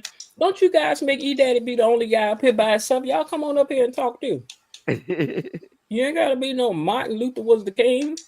You know, come speak your mind. We can't see you no way. Yeah, we want to hear what. So feel free to speak. I just want to say that. Y'all go ahead. But I think maybe you might be right. Maybe she did hold them to high esteem, and maybe she did think that Ted was on that almost perfect end. Right. However, she was way out of her line to air somebody's business in the middle by the elevator. Now, for me, I would have taken that time and I would have washed her behind. When I finished with her, wouldn't none of those men she been calling on the catalog would even want her. Lil, tell us how you really feel. Yeah, don't hold back. And this is sure as far off from the character I knew in episode 1. She was amazing in episode 1, but I told you the loyalty check was the anniversary party, and the anniversary check is the loyalty check plays a part in why I don't like Vanessa now. I think that's interesting, E-Daddy, because the loyalty test makes you not like Kat, and she was right about everything at the anniversary party. She was the only person that said this was real, and you hate her. It's not that, it's her hatred towards Eva. Eva is lying today. She's lying today. But Kat is breaking protocol. What? I mean, it's like, oh my goodness, she's jaywalking while this person is committing murder. Eva did not commit murder. And one thing, but she's We hiding can't say her that word. mother's We okay, can't say wait a that minute. word. We can't Oh, say that okay. I'm word. sorry. She didn't unalive anyone. But Mhm. what I'm trying to, I do apologize for that. I forgot. Me What too, I'm me too. trying to say is that Kat has gotten so high on her horse. Number one, you don't want to accept the fact your perfect daddy committed adultery not one time, not two times, maybe several times. Took your oldest brother on these You picnics or whatever sound he Welcome, like did. KB Leslie Mommy. right now. And Honestly, now you sound now like you Leslie. want to take everything and put it back on Eva. I never said Eva going into the home as a spy was not against the rules. That was uncalled for. Eva has had her part, but Kat is more willing to let Leslie go, and even other people online have said that she's more willing to let Eva go than to I mean to let Leslie go than to let She Eva. She would pin it found the on Eva if she helmet could. in Eva's room. She didn't Yes, find the helmet in Leslie's room. but that's not the So issue. you That's have not to the tell me how Kat is supposed to believe that's Eva's innocent number even though one. the helmet is Number in her one, home. Jacob told Cat, you cannot get something the wrong way. You may be the one ending up in handcuffs. Breaking and entering is against the law. Removing items from other people's home unless the police is there is Eva against the went law. into their home under false pretenses and But you that's beside erase the point. everything about Eva. That's beside the point. Cat Hold still on is one not second for me, okay. ladies. Hold on one second for me. And Eva did not go Hold in on. their home under false pretenses. She was an employee. That's Okay, different. hold on one second for me. KB Mommy came into the chat. I think it's probably something she wanted. So hey, KB. KB, you there? Can you hear me? Yeah, I can hear you. A minute, let me see. Hold on. We hear you. Okay, guys, we have to be very creative with we have to be creative with our words.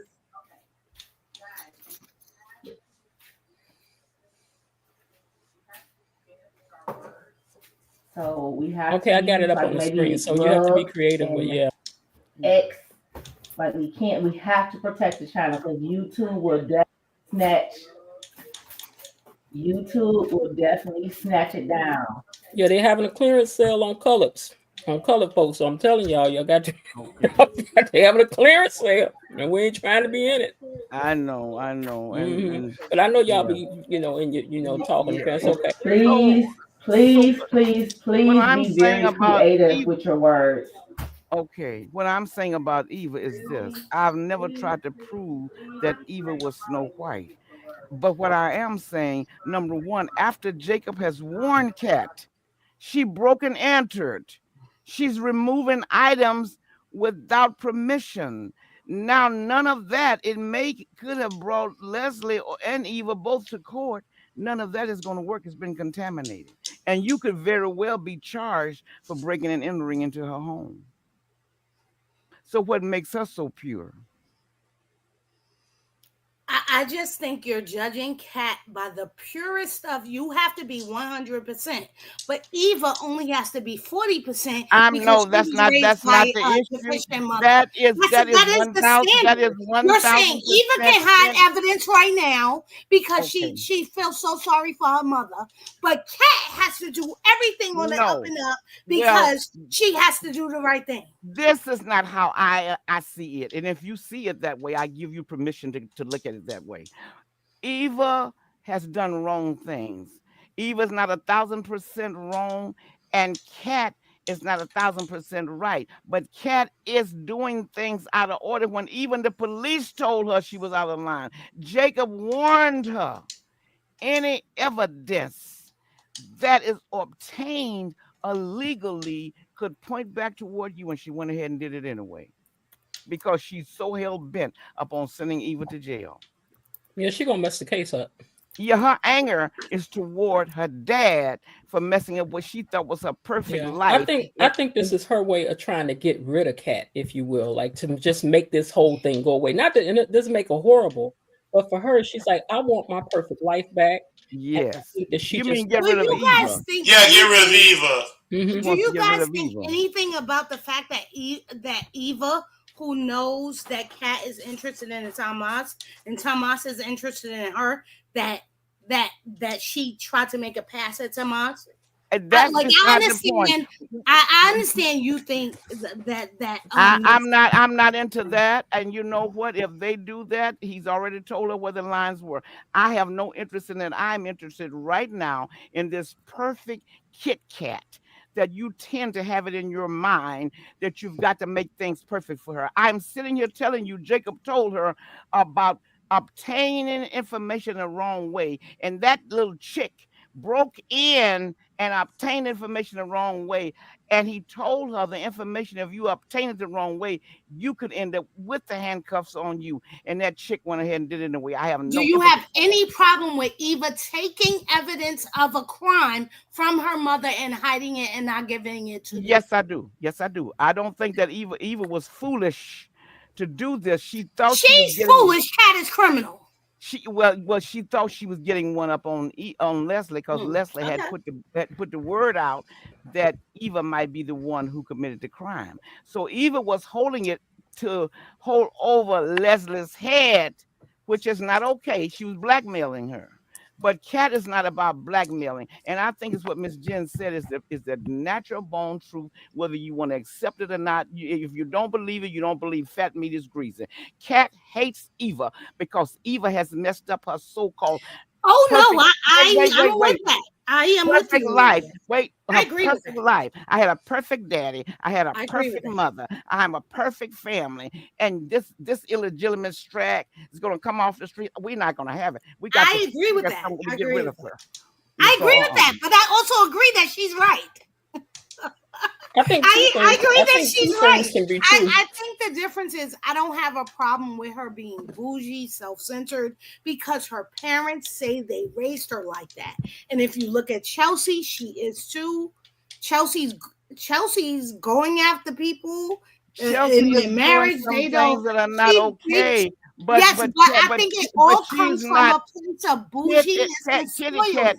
Kitty Cat is self-entitled. I'm better than the rest of the I stuff. think Well, you're it must doing be that the money because because I know I ain't never did none of this stuff. Well, no way, Chelsea It is must be too the because money. she's doing the same thing with Haley. That's the same thing. That's all. Yep, Chelsea thinks she's above everyone else too. So is Danny, and so is to an extent Nicole is as well. They're all spoiled, rotten, and privileged. Do you know? I agree.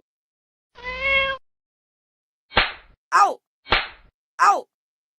Y'all ain't playing down there today. I've met people Buddy, just calm down. Y'all ain't playing down there today. I've met people who spoiled their children. They were respectful, they were decent, they were loving, but they were spoiled. Just because you're spoiled, you don't have to be a high-class brat. That's true. Yeah, that's true for sure. Yeah. Uh-huh. No, I agree with that. I don't think I'm offended. When I get me a couple dollars, I ain't gonna act like that. No, y'all know what? Wait a minute. It look like I done got me a couple dollars. Money is coming to me. Money is coming to me. Money keeps coming to me. Money is coming to me. Money is coming to me. Money keeps coming to me. Money is coming to me. Money keeps coming to me. Silence. I am rich. Thank you, KB Mommy, for that. I appreciate it because it makes me feel good for having. But yeah, I completely agree with Elaine. It's not just Kat. Chelsea thinks she's above everyone else, and so does Danny. Wait a minute. Danny. Wait a minute. Daddy, I ain't finished talking about what KB Mommy had did. KB Mommy that put $10 on the table. Oh yeah, I almost forgot. I'm not supposed to say some words. Sorry about that. No. I said we ain't gonna gloss over the fact that KB Mommy done gave $10 to the page. Do you understand? Right. Okay, sorry about that. No, I'm saying, do you understand? That's a big deal over here. Now we want to acknowledge people when they do a little something for the bank, baby, because it gives back to me being able to give back to y'all. That's right. Yep. Thank you feel good, don't it? Thank you, KB. All right, y'all go ahead now. But like I was saying, Chelsea thinks she's, like I said, Chelsea thinks she's above everyone else too. Same for Danny. Danny pulling that gun. And Daddy, I'm a Danny fan. She was wrong for that. I just still like her in her garishness, her rudeness, her craziness. I actually call Danny Tick Tick Boom because you just never know when she's gonna go off. And so that's my things can be true at the same time. That's what Miss Doris said. And so I understand how people don't like Danny. So I don't defend Danny no matter what, right? Because I like Danny. I like Danny, and I think Danny would be well off, but I do not believe she would do it if she would take her sister's suggestion and find a grief therapist. Because for whatever reason, Danny is not too ashamed to let you know she is still hanging on to Bill. She's not ready to let him go. And until you go through the grieving process and you get to the end and you look at everything and say, it was this, it was this, it was this. Now this is over. These are memories I will keep for life. These are memories I will store. Now the others, I'm ready to let him go. I'm going to release him now and let him go. She'll never be able. She won't be a good wife to anyone else. It takes a great deal of self-awareness to do that, and I don't think Danny. But she could get grief therapists. They have money. Yes, but you have to want therapy. We are Black. We don't go to therapy. It doesn't matter what your money level is. Black people are not very prone to go to therapy on a massive scale. I think we've gotten better. I agree with you there, but I think we've gotten better as a community. But they don't live the middle class Black life as I do. They live in the upper class, so they. But does Danny look ready to go? But they act more like people in the other race than yes, us. but the rest of the family does. But does Danny behave readily to accept her own faults? She doesn't. Well, she's not ready. Unless she's ready to do that, then she can forget and she can just grieve on, because grief will kill you while the other person is going on with his life. I think we've seen her be self-destructive in her grief. Yep. But I must tell you, the same way you say that she must go through this is the same way I accept that she's not ready yet. And I understand how people are like, I'm over Danny. But I don't know what it is to have a 30-year marriage and go away. I was 19 when I was with this guy. I don't even remember what it was like to date. And so I am more sympathetic to Danny because I have no idea where I would be, what I would be like if my 30-year marriage ended because I was trying to be kind to a friend of my child who stole my husband. I wouldn't know what to do. God. And so I think I'm sympathetic to her and I'm not critical of her even as she spirals out of contact. You know, I know hold on 1 second for me. KB, what is it you want me to check? Type it down there because I don't know what you want me to check. I'm looking, and did you send me a message on Instagram or something? Okay, go ahead, you guys. Well, I've always said I like Daddy. Daddy is one of my favorites. But I also understand to be in grief is a little bit of death every day. Yeah. And to keep on living like that, it's not good. Not to criticize her and not to judge her, but to say if she would ever get through the grieving process, she could look at what she did wrong, what he did wrong, the memories that she never wants to give up. Just keep the memories of the baby girls, keep the memories of Naomi when they argued cases at the table. Keep all of the things you want to keep, tuck them safely away, and then say to Bill, it's okay for you to fly. You can fly away now. Right. And I completely agree with that. But isn't that hard to do in the first year where all these things keep coming after you? Now, at the beginning of the show, they said they just divorced. The divorce was just finalized, and they announced they're getting married. And then the next day, they announced they're moving in the community. So I Yeah, assume this happened in a 6-month period. She's not even within a year of her marriage ending. And so I think for me, and I understand how people are frustrated because I get frustrated. I don't want to see Danny begging and pleading with Bill. I don't want it. I don't want it. I don't want her chasing Haley. I don't want it. As I support Haley, as I support Danny, I don't want her chasing and begging and pleading. But I also can't turn my heart and go, she's a hated person, because I don't know what it would be like to have someone in my life for more time than I lived my life. She was 19 when she met him. She spent 30 years with him. She spent more time with him than she did without him. And I just can't place one good position one thing that you did say, look at what you said, is Danny ready to release? When she's ready to release, then she's ready for therapy. And until she's ready to release, then she just go back and forth playing these games. But while you're playing these games, Haley is moving on with the real life. She's looking forward to Haley's having not. a Bill Haley's Jr. having sex with the old man. That's all Smix. Yeah, she done sexed him into a stroke. S-M-E-S. She doing nothing because now she don't know what to do. She don't know what to do. And what I don't want. S-E-M-S-E-S-M. Smex.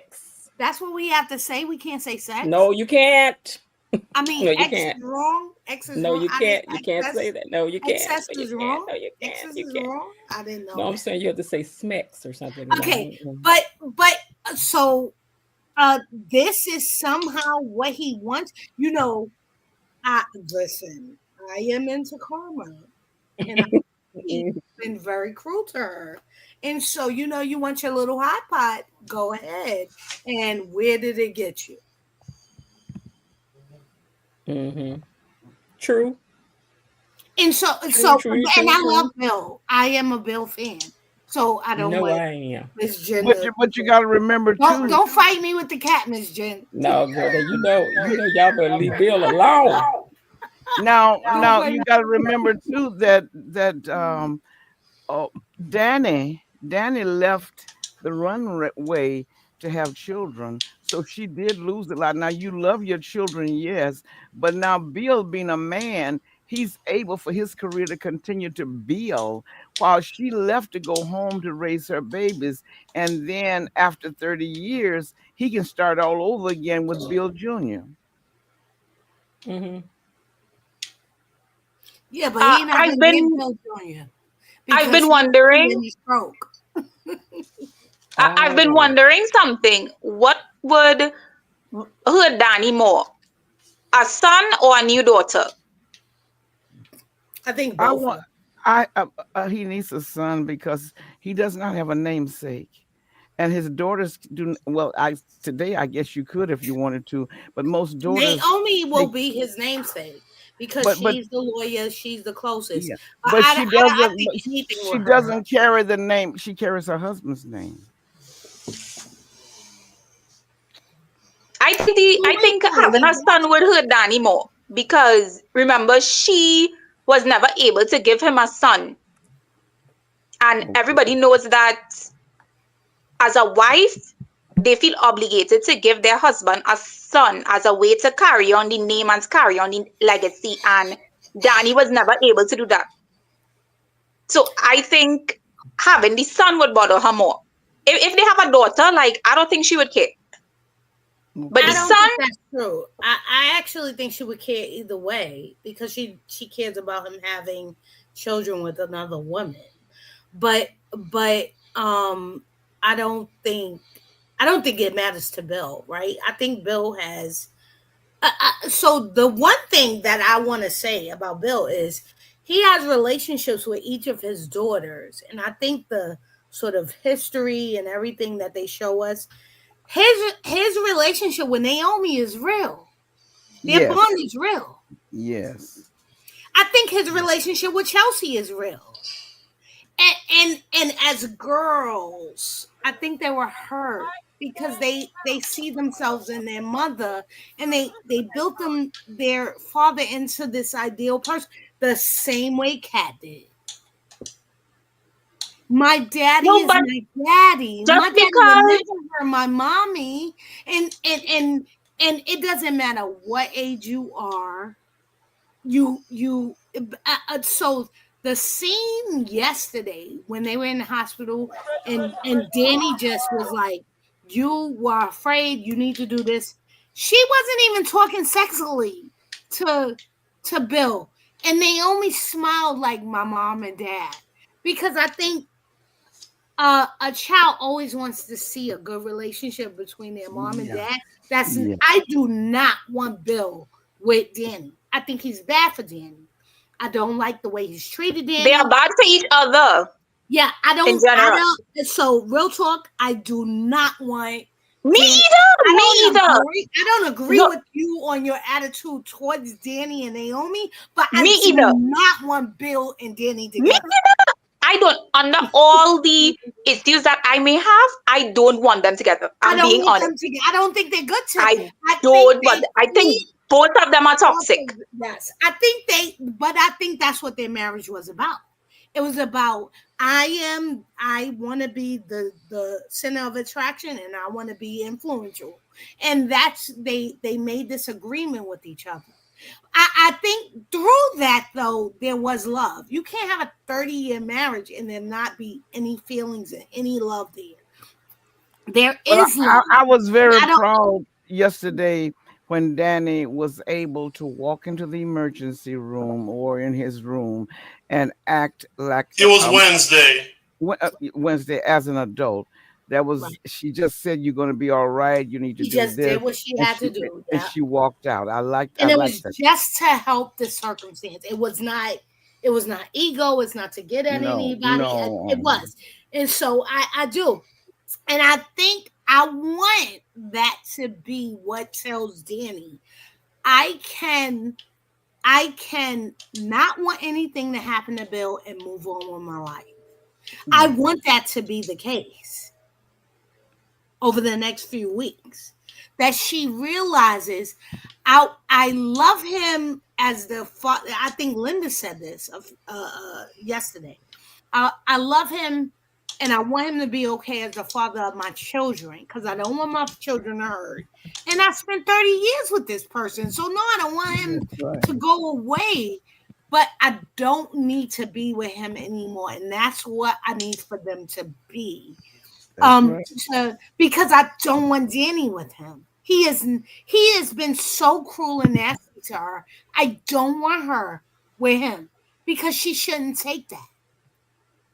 The words that he said to her are cruel, mean, and nasty. That's why I left you. You didn't see why I left you. You didn't see. And he claims he left her because he fell in love with another woman. Well, those words don't sound like you fell in love with another woman. Those And words sound like the I night did something to you and you're mad and angry. the night before the marriage, she begged him to come home, and he asked her, "Where is your pride?" He even reminded her that she was groveling, and that bothers me. I hate to think of, if I've lost the battle, I've lost the battle. I will hold my head high up But he and was I will walk cruel. out. He was cruel. But Danny is cruel too, eh? She is. She is not cruel to him any more than he is. She is cruel in response to every three things that he says to her. That's more cruel. No, but she constantly talks down to him a lot, telling him all sorts of things like, he blackmailed her entire family to his wedding. You have everything that you have because of me, and your law firm is this, and your law firm is that. He admitted that to be the truth. Who would want to be married to somebody like that? Danny was very controlling. I really do think that Daddy Vernon has kept a lot of secrets because Bill has done a lot of dirty work for the family, and I think Danny Verdon probably was instrumental in his getting his firm. I don't doubt that for a minute. But I don't want a man to stay with me because my daddy paid him to stay with me. I don't. I have more respect for myself than that. Oh, I don't think that was the initial start of it. I think that's how it wound up being. That Now we have a because he request was a down here for new you lawyer, guys. and at the 30-year mark, he was a new lawyer, and I think at the beginning of their marriage, they both realized and I think Anita and Vernon is in this as well. So I'm not taking them out of it. They said, "Oh, we could use a lawyer in the family as well." And I think so. Again, I think the conversations with Vernon, Anita, and him show you that there is more nuance there. It's not just clear cut.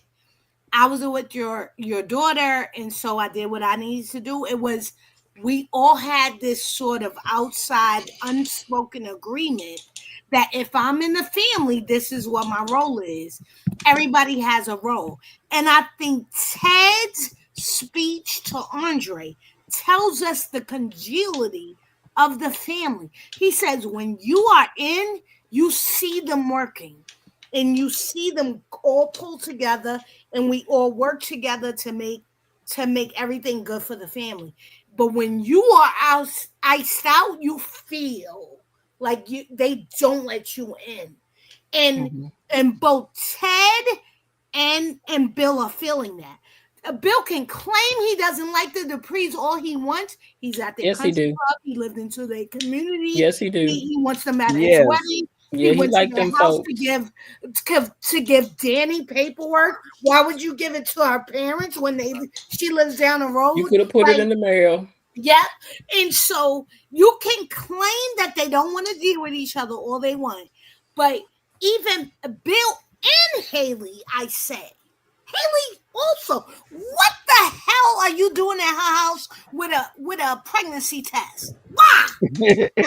First of all, that's disgusting that you have a first of all, don't be here waving all that around in my house. Waving around.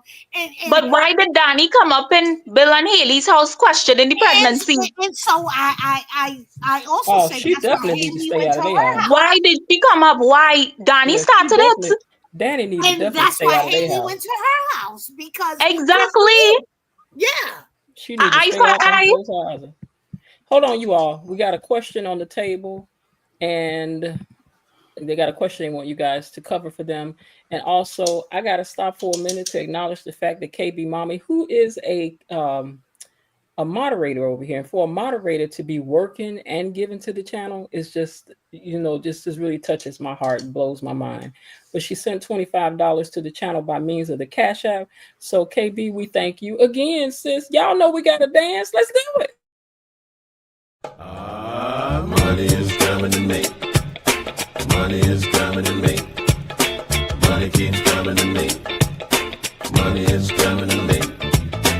Money is coming to me. Money keeps coming to me. Money is coming to me. Money keeps coming to me.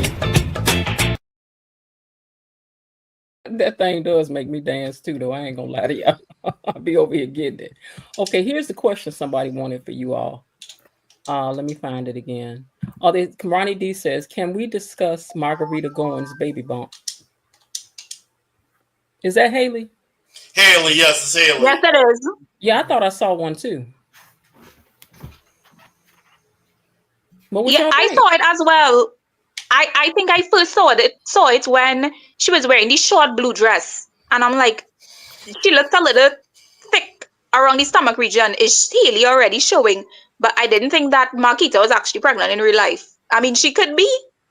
Maybe that's why they're writing it into the show. That could be why they was like, well, we're just gonna write it in here. Because otherwise they can just shoot it where you can't see it, like they did Claire Huxtable that time when she just sat down all the time and was behind stuff. Yeah, they do it all the time on The Bold and the Beautiful. I think The Bold and the Beautiful wrote in 2 of Jacqueline McInnes Wood's pregnancies into the show. And they had different ways of of hiding it. Mm-hmm. They had her sitting down a lot, like behind a desk. They would film her like from the chest go Ooh, up. wait a minute. They would Wait a do minute. Now you ain't full gonna body like shot. this. You ain't gonna like this real talk.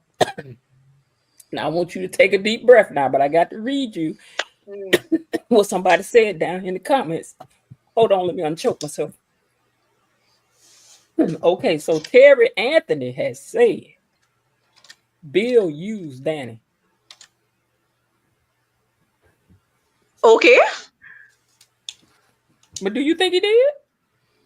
He might have. No. She Did was Duprees use him young. too? Real Yes, talk, they I'm did. not a Danny fan. What does she care? Turnabout is fair play. She was young. She was beautiful. She was on the runway. She had all kind of attention. Not only would she bring to him beauty on his arms, but she came from a family with a prominent name. And he was just, what she said when she met him, he was just doing common law, I think. So he was able to get his own law firm, get a specialty law firm. So it's a possibility. But I don't think Daddy Vernon's hands are 100% clean either. I think Daddy Vernon used Bill too, because look at Ted and how Ted used, because they knew Bill does not care what you think about him. He doesn't care. So somebody like Bill, you can get to do a problem, because most men, I would think, if they had any kind of compassion, would go to a woman who's single and alone and threaten to steal her baby. You know, that just that's heartless. Mm-hmm. But now Daddy Vernon said Daddy Vernon never doubted when he heard it, because Naomi didn't want it to be true. He said he might have said it, but he wouldn't have done it.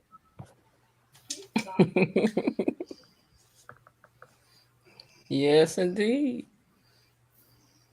Because you got to be cold to tell somebody well, okay, you want him to, you want to threaten her that you're gonna steal the baby. Supposedly she had unalived the baby. Well, I guess that's what Ted thought she was gonna do, because she told Ted that's what she was going to do. But apparently Ted gave her the money, and I guess she kept the money and kept the baby too. And like KB said, I think we can all agree that we do not want to see Danny and Bill back together, and because I don't. But she is allowed to feel how she feels. I mean, she That's lost right. a man. Girl, you look, you snooze and lost, child. You let that little girl up in your house because she couldn't have got up in mine. No, honey. We got enough money to put you up somewhere. I know we got a That's problem. right. Oh, you go on to the shelter, and we'll come and take you in the damn. You can't come here. And then you're bringing somebody that 3 years younger than your youngest child. She's firm, she's built, and she's pretty. And you going, oh my gosh, that's just like taking your husband to one of those strip clubs.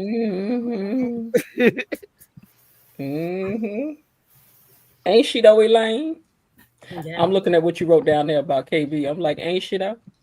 Yeah. Yes, indeed, child. Yeah, this show I think has really sparked more conversation. And like, I wonder, do they even know how much conversation this show has sparked? Like, we got to get it. Oh, I'm gonna tell y'all what I'm thinking about doing. I'm thinking about starting. No, I ain't gonna say that. I'm gonna do it then let y'all know. Cause see, you mess around, say it, then somebody be like, oh yeah. I'll let y'all know once I launch it. Don't make me come and choke you. Yeah, I know. Linda be like, girl, if you don't stop.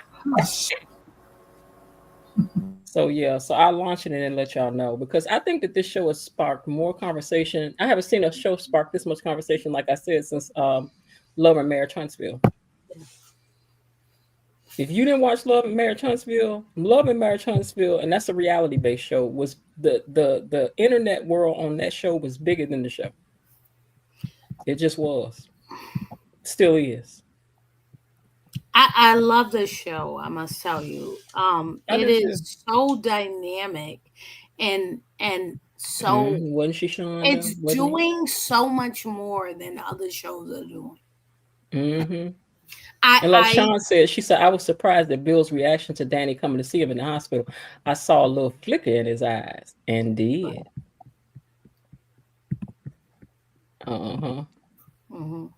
Wouldn't it be something if Vernon agreed to Bill and Danny's marriage because he owed Bill a favor? What?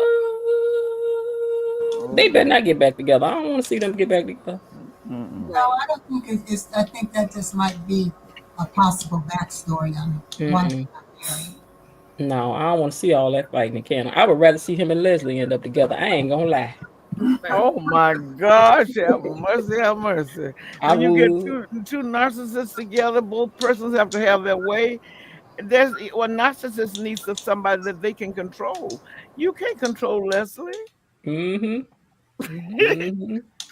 Oh my Yeah, God. but That is the I truth. also don't see how Nicole and Ted get back together with Leslie hanging around and wandering around. Oh, girl, what? Hold on. KB over here cutting up tonight. Now, KB, you must be trying to make me cry for real. KB trying to make me cry for real, y'all. She trying to take me out. She trying to punk me today. She trying to make me cry. KB done sent another $50 over here to the channel. Y'all, if y'all don't get up and Oh, dance and give it up, give it up. Give yeah. it up. Give it up. Money is coming to me. Money is coming to me. Money keeps coming to me. Money is coming to me.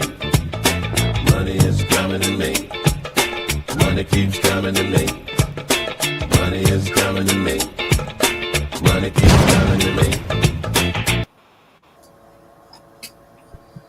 I'm gonna tell y'all what that does, right? What is this thing called? StreamYard went from being free and like they still have a free format, right?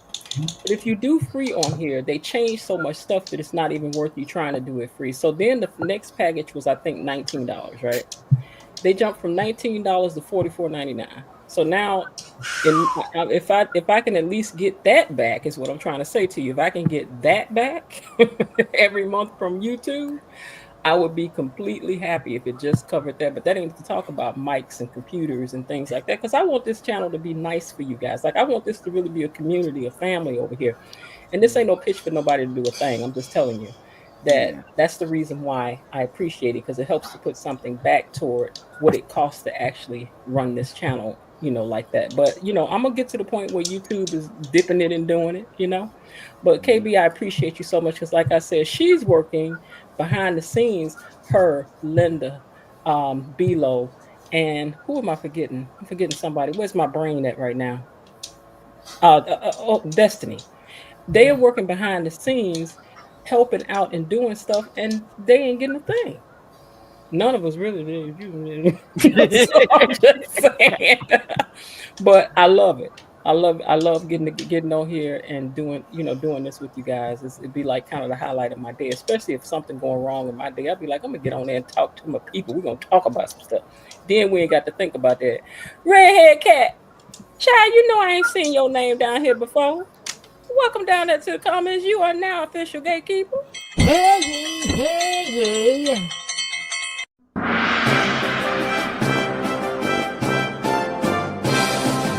Gatekeepers! A decree from the Queen! Enough. Be seated. Now I want y'all to share, move down, and make room for Redhead Cat down there. Switch down. And welcome them as a gatekeeper. All right, y'all. So what else y'all got? What y'all think gonna happen this week? Just from the spoilers that you saw.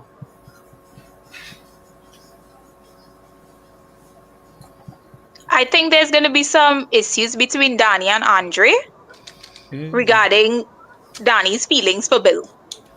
I'm looking forward to that. I think her daddy done caught him. You know why I say that? I think her daddy done caught him because this look on her face looks like somebody, like she looking at somebody like, Daddy! I don't think he goes into our bedroom. I think she's just scared that her daddy is coming into the house. I hope he don't come up there. But I actually think this will be hilarious because Danny wants to hide this. Andre does not.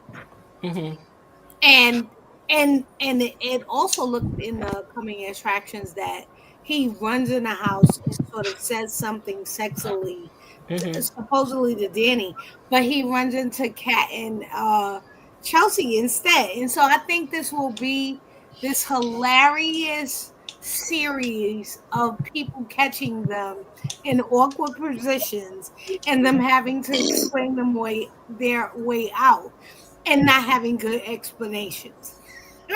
So I'm actually looking forward to this because I think they're gonna get caught because they're not good at lying. Andre's gonna tell everything. He can't hold anything. Andre. Like KB said, why Bill ain't changed that code though? That's right. That's right. Mm-hmm. Danny wants to hide things, but I don't think she's ever had any experience at actually hiding things because people know that she says whatever comes to the top of her head. And so I'm looking forward to seeing this sort of fiasco of sort of the Three Stooges happen next week with them continuously getting caught.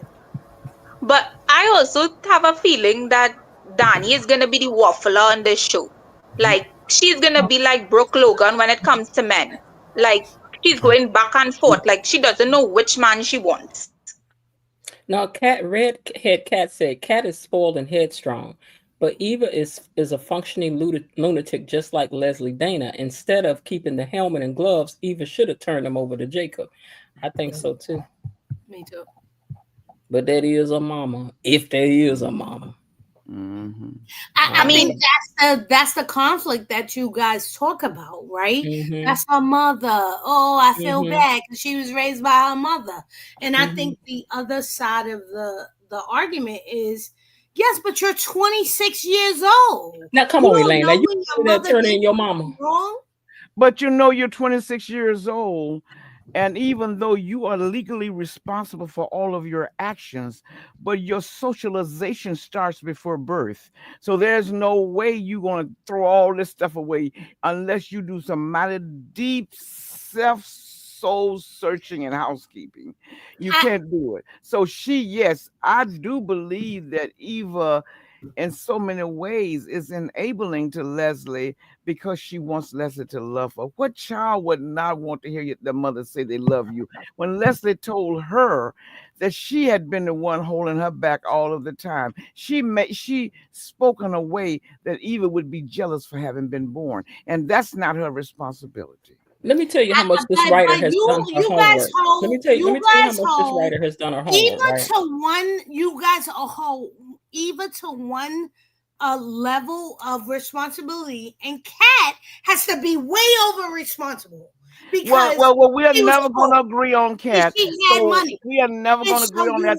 We're never going to agree on that. But you seem to be being very sympathetic to Eva doing the wrong thing.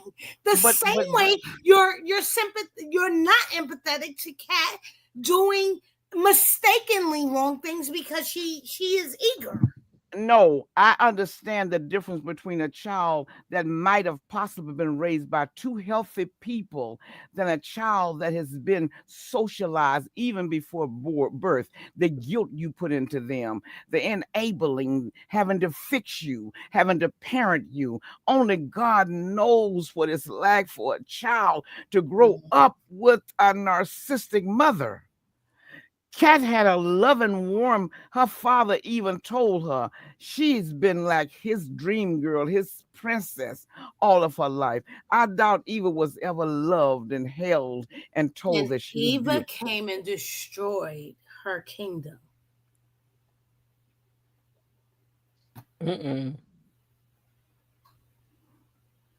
By your same argument, Eva came. But that's too bad. Eva didn't ask to be born, and because how dare she want her kingdom? Because dad and mom did what they did, that's their responsibility. A child. And so, but Leslie doing what she did. Hold on, you guys. This is where I know the writer did their research on the way they wrote Eva and her mother's character, right? How many friends does Eva have? None. Thomas. And daughters of let's go with that. Thomas. And has her mother tried to get rid of Thomas? She will. She's already tried. When she was like, that boy don't want you. But they're new in town. Okay, but here's what I'm saying. Narcissistic mothers with their daughters do not want them to have friends. They only want them to have them and only them. codependent relationships. An extremely codependent relationship. So that's why when Absolutely. Eva tries to attach to anyone, then she attacked Nicole when she tried to. And even when it came to Cat, it was like, little kitty cat ain't this, that, the other thing. She already wants to drill into her head. Don't attach to them people. Don't attach to them people. Don't attach to your dad. Don't attach to Nicole. Don't attach to nobody. That's right. Meanwhile, she's making friends with people in town, though, and That's it's right. really important to her that these people keep looking at her in a good That's light. So she right. keeps going back, like, Mona, are you going That's to stay right. mad at me? Mona, are you going to get past it? But in the meantime, who you in the room with? And look at her. She Nobody, met because them at that's the It MO just of a seems to narcissistic me mom she with a. met them at listen. choir So I'm saying rehearsal. that to say She this met is them the at reason choir But why it rehearsal. seems to Eva me is like so. you guys know about No, but hold narcissism, on, so hold you're on. No, what, sympathetic to hold you're on. This, sympathetic to Eva, but you don't know anything about growing up rich, so you're not sympathetic to Cat. And no, well, I no, don't no, have. I'm I not don't rich know either, anything but but this about is don't. not growing up. about. This is not about Cat. What I'm just saying that the person who wrote this character really did their research on. Okay, Leslie is a narcissist, but what does that mean for her daughter, and how does this affect That's her? right. That's Because right. it's almost casebook study. Like when you look at Yes. when you go down the line, this is exactly how they operate. They want you isolated to them, dependent That's on right. them, so that they can emotionally abuse you. And Use that's you. what she does with Eva. It, You like them because you like them. I'm gonna put you out my house, and I'm gonna act so like I don't care if I That's you eat right. my completely That's food. and understand on that. Stay top That's of what's that, happening. as and these never turn mothers on me get again. older, as these mothers get older, if they were beautiful women and they begin to lose some of their beauty, they turn their hate toward their daughter because they see her coming up to be pretty just like you used to be. Living with a woman like Leslie, you are just living in hell without the fire. How could you even compare a girl where her dad calls her his princess to poor Eva? Then Cat can never win. Would But y'all Well, be? I by don't care your about own Cat argument, winning. Cat. I don't So care well, of about course Cat you don't winning. care about Cat because you don't I care don't care about Cat. about Wait a Cat minute, hold on winning. though. Hold on. Let me say this too now. Yes, but I this didn't is what grow up. I'm I didn't saying. grow up rich, but You I guys got some. are so Wait, invested no. in Let me the say this. story Let me turn about around and go back this Leslie. way. Let me turn it back and go around this way. Now, I'm not rich, but I know I got plenty of rich friends. I'm the poorest person amongst my friends. My friends got a coin. Okay. So I know those that can be real uppity duppity buppity like that, and those that Hmm. are not like That's that. right. So I mean, the pendulum can swing either way. But if you That's just right. want to have a conversation about Kat and why she is the way she is, then yes, Kat also is a character that she studied well and written her as a privileged black girl, not just rich, but she done wrote her as a privileged white girl, black girl that's living behind gates where her family is controlling everything. So Hmm. yes, like you said, of course Hmm. she's going to be feeling like a certain. You understand what I'm saying? Because let me tell you something. If my name was up on stuff and plaques behind the gate, now I probably say it too. Sometime I'll probably be saying that. I probably would. You know I'm a Dupree. I'm saying, Hmm. bring me some tea. I'm a Dupree. And if I wasn't acting that way, then when I don't like something, I'd be like, now, I'm a Dupree up here. I know you ain't. I know you ain't. Like them not And bringing Haley water and stuff like that, baby. You would And never if there are I was and in some your also, place. there are some rich people who have raised their children in a way that you would never even know. You would think they were middle class if you were out with them. You only get a chance to see who they are when you get behind, as Right. Miss Den would say, But behind the why gate. does Because Cat baby, have let me no tell you something, problem Elaine. I ain't It's lying. true. I It's got true. one friend when I went to her house for the first time, baby. I thought she had opened up the door to a hotel. I was like, what in the entire world is going on up in here? and I didn't also, know. and But also, everybody that Cat, ain't like that that's got a coin. and also, Cat did something in today's episode that reminded me of other families from other soap operas. She bribed someone, Mm-hmm. and that's what rich families do Which in is these the soaps. same thing Danny did. Danny did the same thing when she was trying to get into Haley and Bill's apartment. Yes, she did. Just like Kat did today. And which is my argument to Privilege say is privilege. he's not the only one. That's why I started this with saying Yeah. But it's not about Danny. We never had any issues. We know Danny has issues. Your So thing no, seems to be I'm is not just that anti-cat. I like all the you want characters. Kitty Cat to just have her way, and she can act like a spoiled brat, and nothing can be seen. But you no, don't seem to have an ounce of empathy for Eva to be that's not raised by true. somebody That's like not Leslie. true. And She's just passionate for cat. Leslie is a person that who in the world can live and be whole? When She's you're just living with passionate for people like cat. that, when you're living with people like that, today you're pretty, they make you with ribbons on your hair, they send you out to play. Tomorrow they beat you down and tell you you're the reason they don't have a man or whatever else is going on. So no, that's not a healthy relationship. And it would probably take, I think, for Eva to have been raised by somebody like Leslie, she's extremely healthy acting to be raised by her. So I no.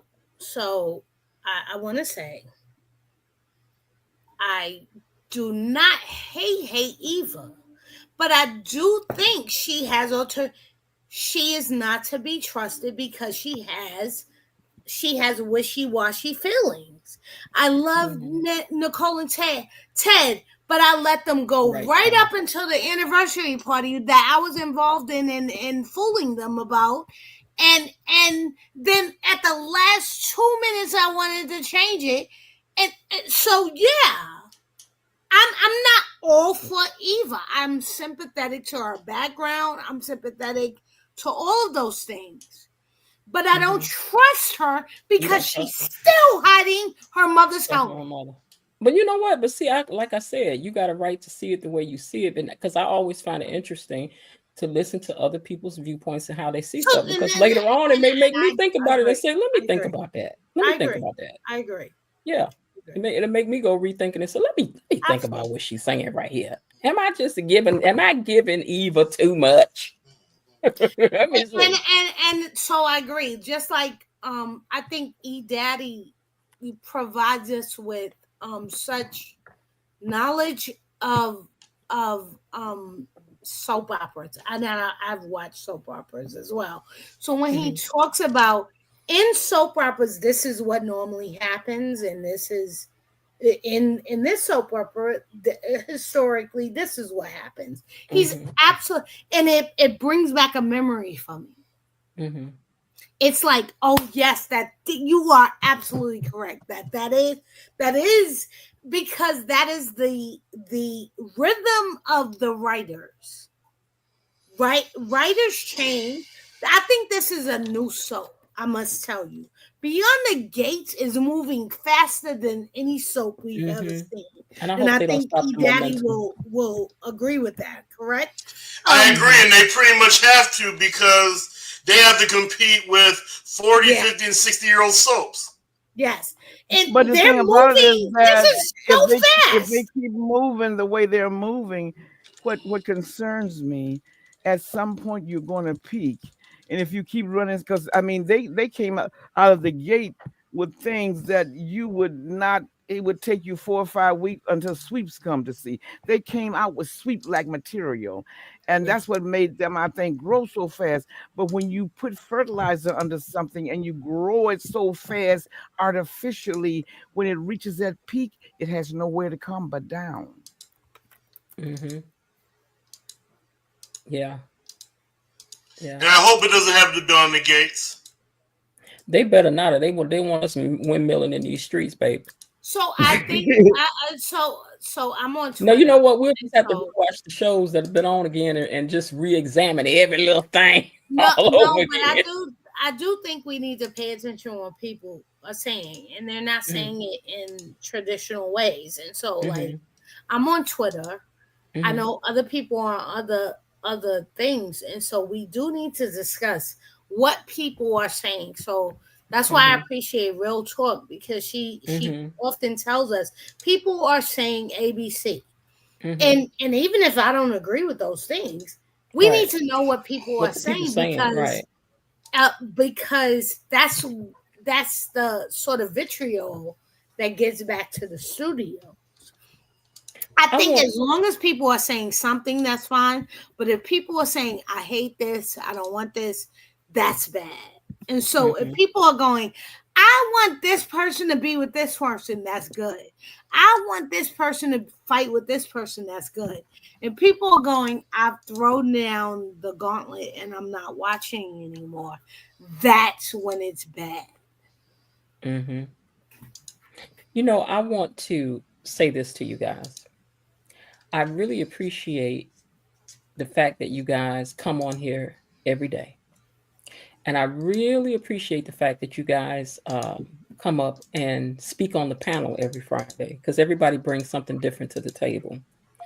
Of the people that's come up and talk, like I know E Daddy's always going to hit us with a lot of knowledge about these shows and how they work and the history of stuff. Like, I appreciate that. Miss Lil is always going to give us a certain wisdom and classiness that she brings with it, along with Linda doing the same thing. And Elaine has always got some depth that she's going to bring to the conversation, along with Real Talk. I feel that what she brings to the table is some depth and conversation as well. All of you guys bring something to the table. I want to say that as those who serve as moderators on this page, I'm trying not to get emotional. It means a lot to me. This, for me, is a little bit like therapy for me, hanging out with you guys. Because it's been a rough few years for me. And I know I don't sound like it when I come on here, but it has, you know? So this has just been so much fun and therapy for me. Yes. I'm gonna tell y'all how the succession of some things went. A few years ago, I had a fire, lost every single thing I owned.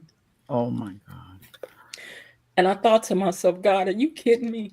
Are you kidding me? Not to mention that I have this autoimmune thing that I've been dealing with for years. So I'm in pain 24 hours a day, 7 days a week. Okay, so that happened. Some more years roll, because there's something I'm going to tell you this in the end, what I'm saying, why I'm telling you this. So in the end of that, my brother has a stroke. Then my sister got diagnosed with cancer, and my father got dementia. My father was a wonderful, wonderful person. Moved them in with me because I was worried about them. Not that they needed to, because my parents had their own, but I didn't want them to be unsafe or, my dad get hurt. So I moved them in with me. My sister passed away. 6 months later, my dad passed away.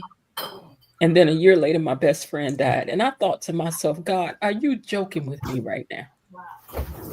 But what I had to realize was this: who am I that stuff shouldn't happen to me? Okay, I gained 100 pounds behind all that. But even still, I try to keep my spirits up and keep moving forward, because I don't like to wallow and stuff. But so I'm saying all that to say, I really appreciate you guys, because starting this YouTube page, because I did a talk show thing.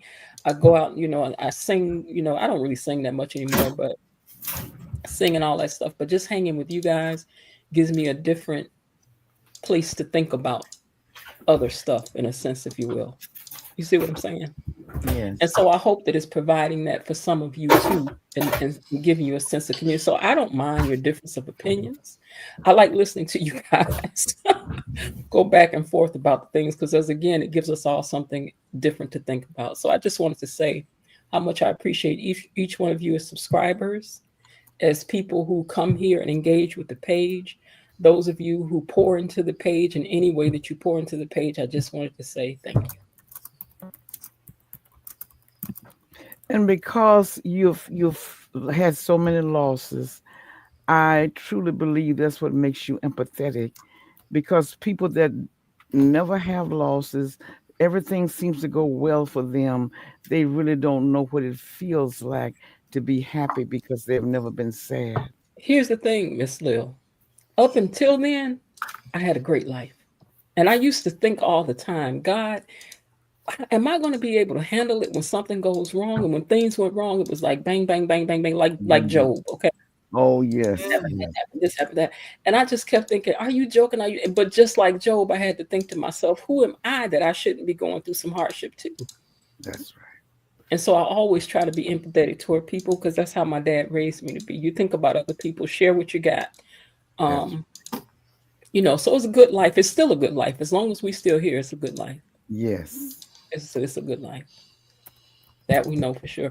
So I just wanted to say thank you guys for um I don't know, just even finding this page interesting, finding the content interesting, because Yes. I have a habit of doing stuff and then I start pulling other people in.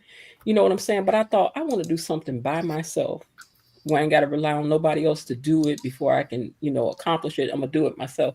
So it means a lot to me that the page looks like it's growing and it could be taking off. All of that means something to me. Yes. It really does. I want to tell you, Miss Jen, I so appreciate your story. I will, um, I told you the other day when you said you were having a bad day. I will pray for you. I will continue to pray for you. Yes. Um, because it is very hard to pick yourself up every day Yeah. Yes. when so many things are beating you down. And That's so right. I want you to know that I appreciate this every day. I I have a rough day at work and I get Hmm. off and I look forward to looking at when my notification tells me that you guys are having a live. Even if I can't engage. Hmm. And we've engaged very enthusiastically Hmm. this evening, right? And so Right. I hope everybody understands my respect with the Oh, engagement. okay.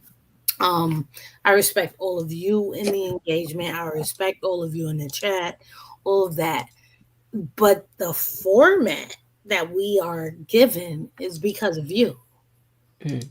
And so I don't want to gloss over that because we are, sort of passionate and whatever, in what we're saying about this show, but it's because you've made given us a platform. So I appreciate it, or what have you. I don't have a lot of money. I will give you whatever I can whenever I can. I try to give you some extra dollars when my payday is. Yeah, it's not. It's not. Yeah, It's not about that. It's not about yes. that though. No, Uh-uh. but I know what this mean what YouTube is. I know. Yeah. Um and I know how it's a hustle, right? Right. It's a hustle in New York. Everybody's got a hustle in New York. I'm from New York. Uh huh. Everybody's got a hustle. And Right. so some people sell t-shirts, some people sell oranges. Some and so everybody's got a hustle. Yeah. And to me, this is an educated and supportive hustle. And so and it's one that I engage in. And so I'm gonna support it the same way I would give to anyone else because it gives me something back. I enjoy my hour-long commute listening to you. I'm glad. I'm glad if it's that, then that's what it is. I want to read some of these comments that and thank you for sharing that with us, Elaine. Um, Real Talk says, I appreciate all of you as well in the chat. I know we may have our disagreements and agreements, but we all love each other, and I feel that we really have formed a family here, and I agree with that. Then my cousin Linda says, I love you like a fat kid loves candy. I'm your biggest cheerleader, and she is. And Elaine says that she would continue to keep me in my prayers. And then KB Mommy says, I have lost my parents, my brother, my nephew, my one and only child. By the grace of God, I'm still here. I so appreciate Yes. each and every one of you. And Yes, Lord. our heart goes out to you, KB. Yes. Our heart goes out to you. And Real Talk says, I have lost my mom when I was 13, and our special thing to do was to sit and watch soap operas. Oh, that's nice. Together. And I wish she was here because I know she would have loved Beyond the Gates. Oh, that's sweet. Ronnie D says, we are sitting here with you on a Friday night for a reason. You provide a safe space. Yes.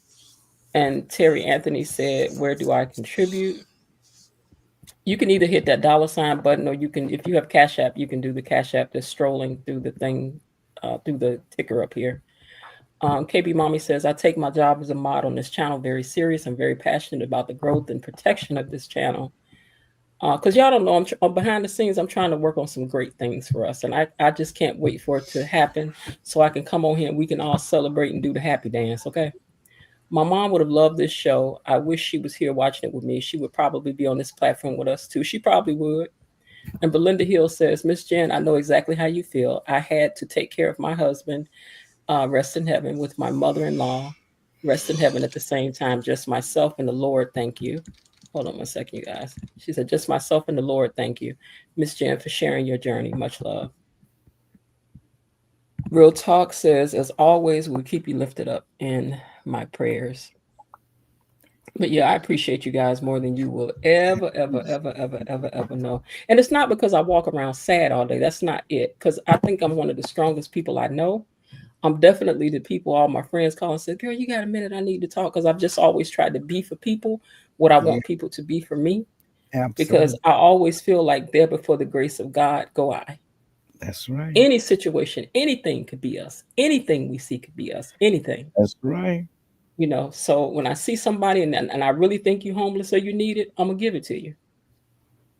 I'm gonna help you. I've given people something I didn't have. Okay. Because I just think to myself, what if that was me? What if that were me? Like I really walk around thinking like that all day. What if that were me? I would want somebody to help me, you know. But okay, we ain't gonna end on those sad notes, y'all. Now, oh wait, Real Talk says KB says at Real Talk, maybe our moms are looking down on us from heaven together because my mommy would have enjoyed it as well. Lil Hardin says, I will keep you in my prayers. And I appreciate you for that.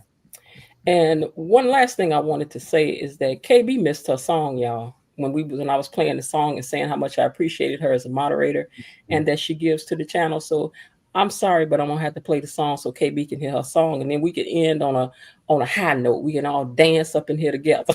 Okay. Okay. All right. So let me hit this song for KB one more time, and thank you, KB. Money is coming to me. Money is coming to me. Money keeps coming to me. Money is coming to me. Money is coming to me. Money keeps coming to me. Money is coming to me. Money keeps coming to me.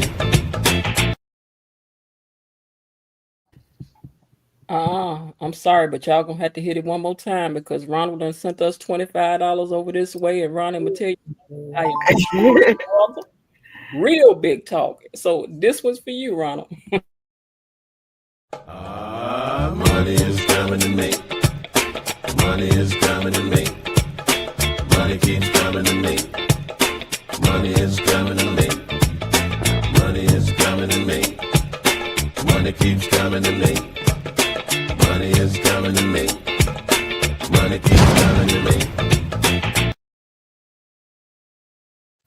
Thank you so much. Y'all done got me covered for the next couple months for the streaming. So I appreciate that.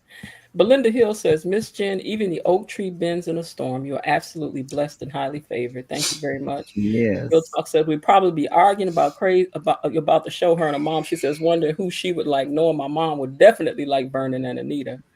And KB says, oh, thanks everybody. Linda says, love you guys, dolls. I will miss you next week, but I will try to connect with you on my phone. Belinda says, I'm doing my feet doing the happy dance. Okay. And KB says, love you all. Tonight was extra special.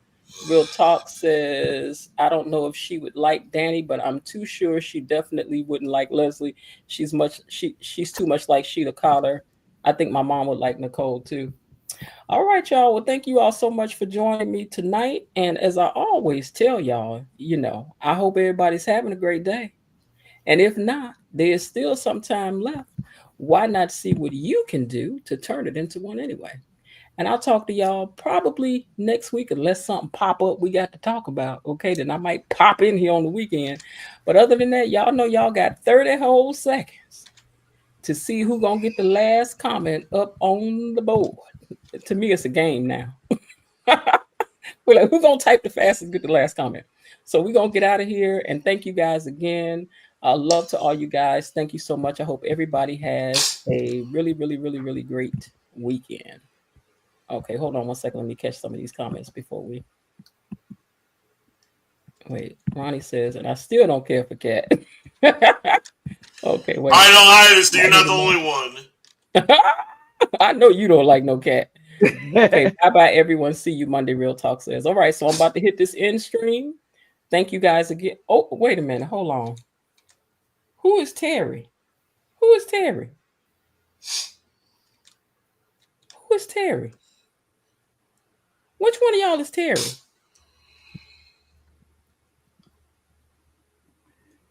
Wait, Sean B said read hers. What yours? Hold on, let me scroll up.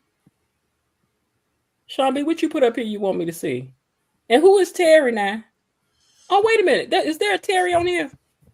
Or T. Anthony, y'all? Yes.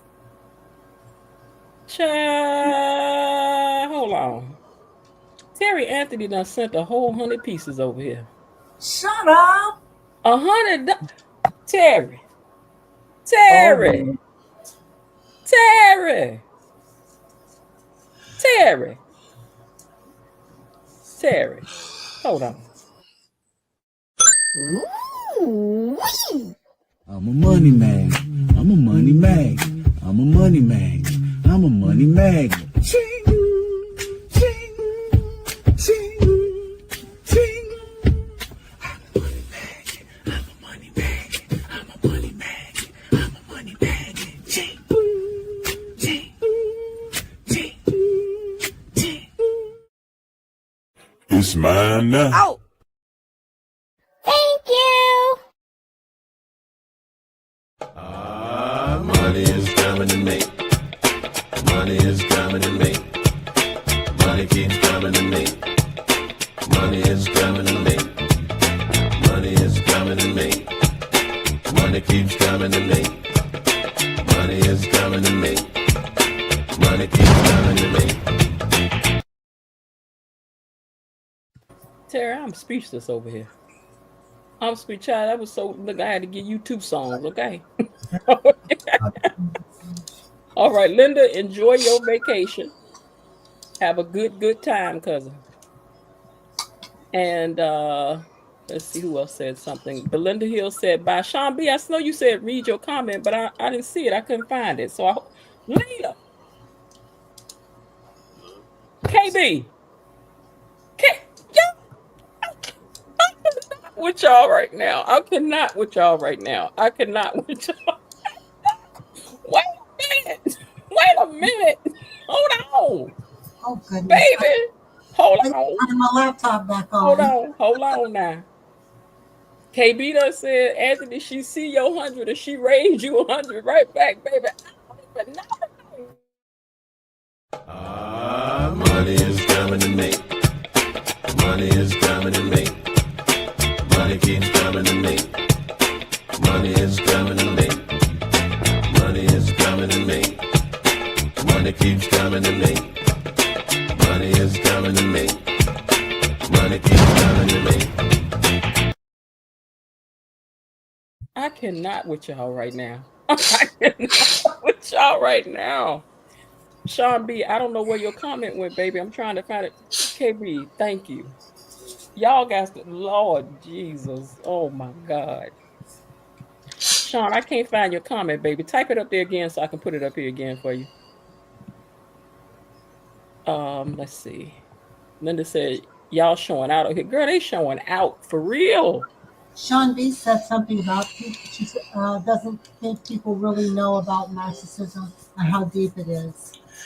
Oh, baby, it's deep. Because I did an interview with Leon, not Joyce, Leon, what is his last name? Leon, is it Tally? I forget. Why can't I think of his name? Okay, anyway, he's a recovering narcissist. And so I had to do a lot of research about narcissism and the different areas of it in order to do that interview. So, yeah, so that rabbit hole, that runs deep, though. But I'm telling you, when you hit that mother-daughter narcissist thing, that's a dog of a whole nother color. Have you all found what Sean B's comment was? Because I want to find it. I'm looking. Okay, So Belinda Hill says it's hallelujah time, happy tears. Ronnie D says you're doing better than the hotel guy who let Cat and he was. That's right. That's right. I know that's. Look, I might be able to buy me a membership into Fairmont Press now, because I'm still trying to hear what had happened to my application. Okay, I'm trying to get in there. Belinda Hill says, Ronnie, you are a riot. Now, KB says, Sean, be so true, but I still don't see what her comment was. It's not up here. Sean B, don't think it, baby. If I could find it, I'll read it for you, but I can't find what the comment was. I'm not If seeing you know what it is, girl, retype it and put it up here for me.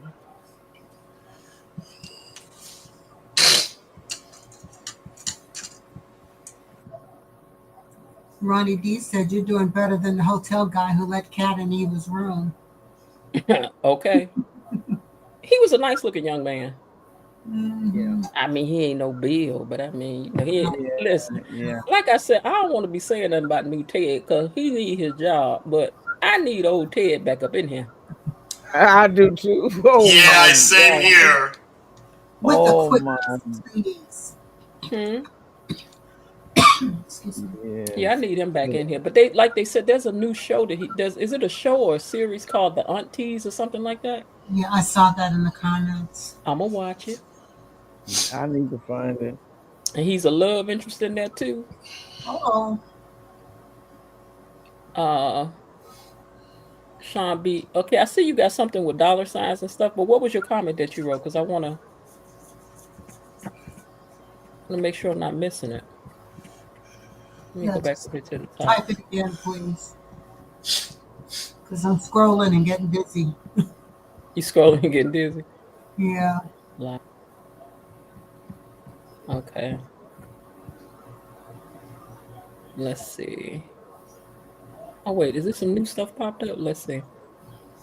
No, wait. Let me go down to the bottom. Oh. We might have to pay big bucks with a bang, Belinda, for Money, Money, Money by the OJs. Oh, baby. Mm-hmm. I told you anytime I play that song, I have to pay them some money. Mm. I go to monetize the video and it's going to say split. Mm-hmm. Let's see. She said, no, not that one. No, you got to retype it, Sean B, so we can see what you had said, because for some reason it's not. I can't find it. Nobody can find it. You know, YouTube be doing what they want to do sometimes.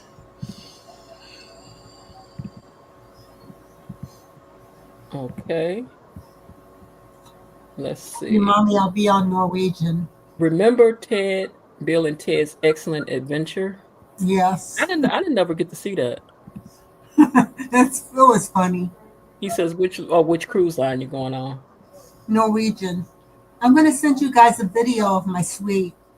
Oh, good. Send it to me on Messenger. Yo, Messenger. I could probably download it from there. Once we get down to our suite, I'll do a little video for you so you can see how it be. Girl, look, now here's what we hope for you. We hope the next week's show will not be so good that it would just have you about to just lay out and just faint. We hope that it's only real good when you get back. No, I'm going to enjoy the cruise no matter what happens on the show. Trust me. And you said you come back on a Sunday? Mm-hmm. Girl, Monday you gonna be here laid out trying to tell me I got to get up here and see what happened. I won't get in until late Sunday night, so it might be Monday morning before I actually get to my bed. Okay. But I will be watching the show Monday. Okay, KB says that she would love to hear your review. They're going on Virgin Voyages in October for their anniversary. I've heard good things about Virgin. They don't allow kids, do they? Mm-hmm. Nope, that's why I want to try them. Uh-huh. You know, I'm so old-minded. I be looking at them, what's that, Viking cruises? I be looking at those like, I be like, now this look like what I need. Sean B, I guess you don't want us to know what this comment was, girl, because you ain't retyping it for us. Uh-huh. I'm gonna give her a few minutes. She says, "Oh yeah, KB says adults only." I ain't never been on a cruise. I can't be on the water. That's too, I'm staying in the VIP section, so it will be adults only. We have a private pool and everything. Once this man ain't in office, I might get on a plane. Oh my God. Oh. I ain't getting on nothing. Mm. Why you in Yeah. office? I ain't doing nothing. Ronnie B said, "Don't be sitting on the deck screaming at Eva." Sean B says, "I wish I could copy and paste it." Oh, you can't copy and paste it. Oh, that's right, you can't. Well, what was it? Just retype it and tell us what it was. Come on, inquiring minds want to know. Do appreciate everyone for joining us tonight, because there's still 31 of y'all in here. Let me see what we are for subscriptions too. Hold on, you guys, I could tell you.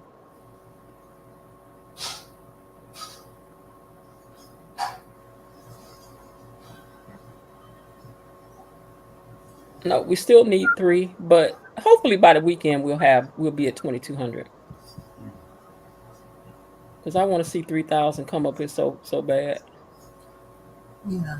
You really want to make my vacation hit 3,000 before I get back. Girl, if I could hit 3,000 before you got back, I might not be able to talk to you no more. Like, girl, you know I got 3,000 subscribers. I can't just be talking. My auntie had me laughing one time. She had got a big settlement. So we was going out of town somewhere, and I said, "Hey," I said, "You got an extra piece of gum?" She said, "I do." She said, "But you know, rich people don't have to share their gum. We don't need no friends on it." I just started laughing. She's like, "We do not have to share gum. I don't need no friends." Okay, Sean B said, "I basically said that you're the only content creator to do this that I know of, and I love it." Oh, thank you. Yeah, you're the best, Jen. KB Mommy said, "Let me go create another page and help you get there."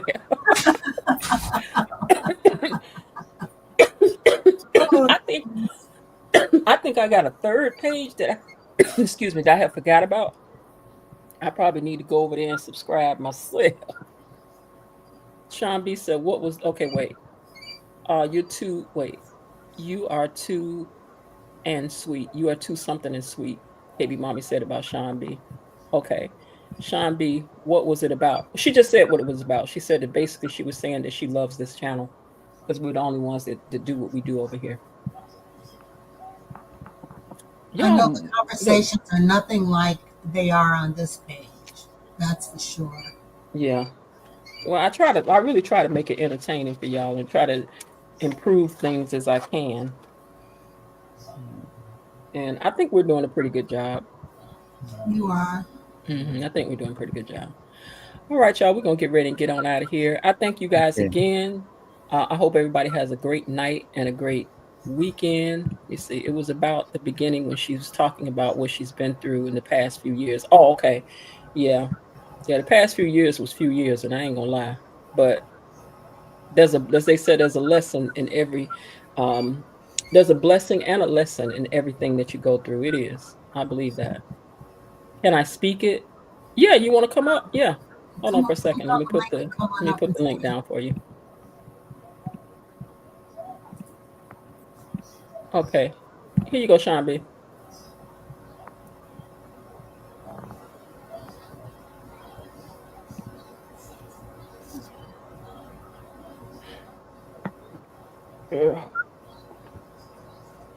Linda, I'm gonna act like I'm on a cruise too this week. I'm gonna go sit in the backyard.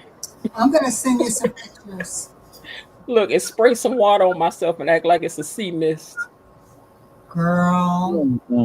Serve myself something to drink on a tray. If you hear about a black lady going berserk because they had to put her off the ship, that'll be me. Because I don't want to come back. Oh, Lord. Oh, Lord.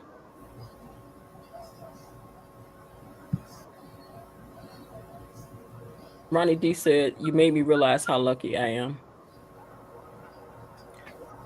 You know what? There's this guy that tells this joke. I got to play that for y'all one day. I'm gonna find it. He was like, "You know, if you're sick, you ain't got but 2 things to worry about. What if you're gonna get better, or what if you're not?"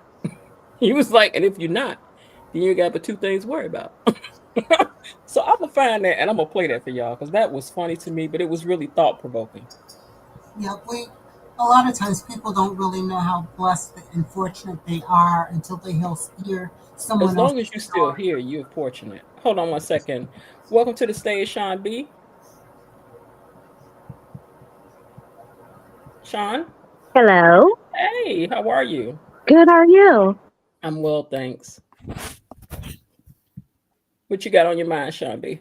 They say you got the floor. Yes.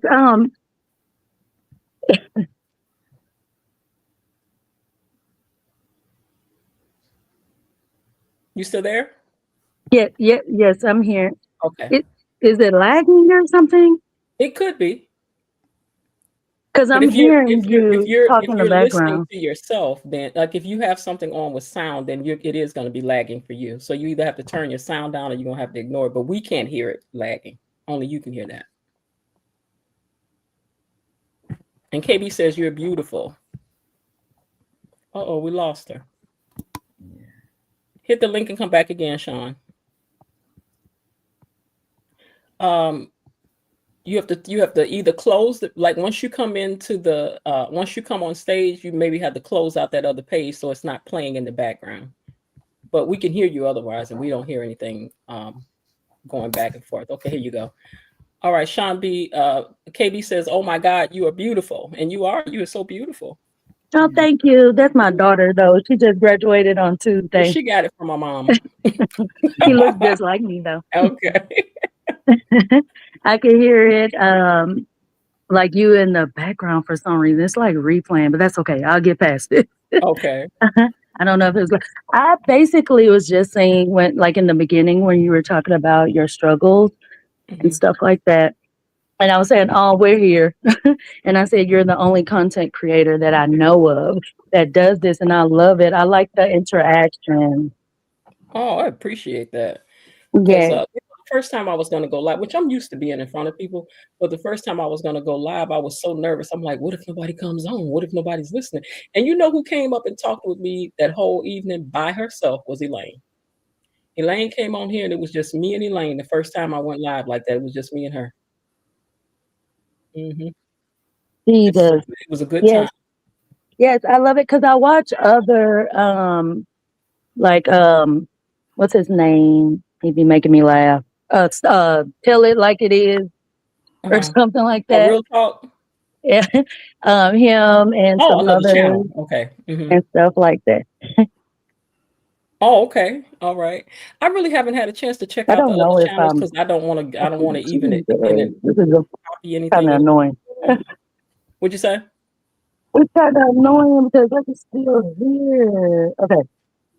Like I'm hearing you. So I don't know if you're talking live right now or not because it's just playing. But anyway, like Spill It Boy. I watch Spill It Boy. I think Real BTV and some others, and which I like them, but none of them. I always want them to do an interaction to get other people's opinions and stuff like that when it comes to the show. Because I just be screaming, you know. You just have to probably suggest it down in the comments and maybe they'll do it.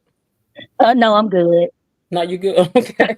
I like this one. I look forward to it because I know on Friday nights, you know what I'm saying? Like what to look forward to.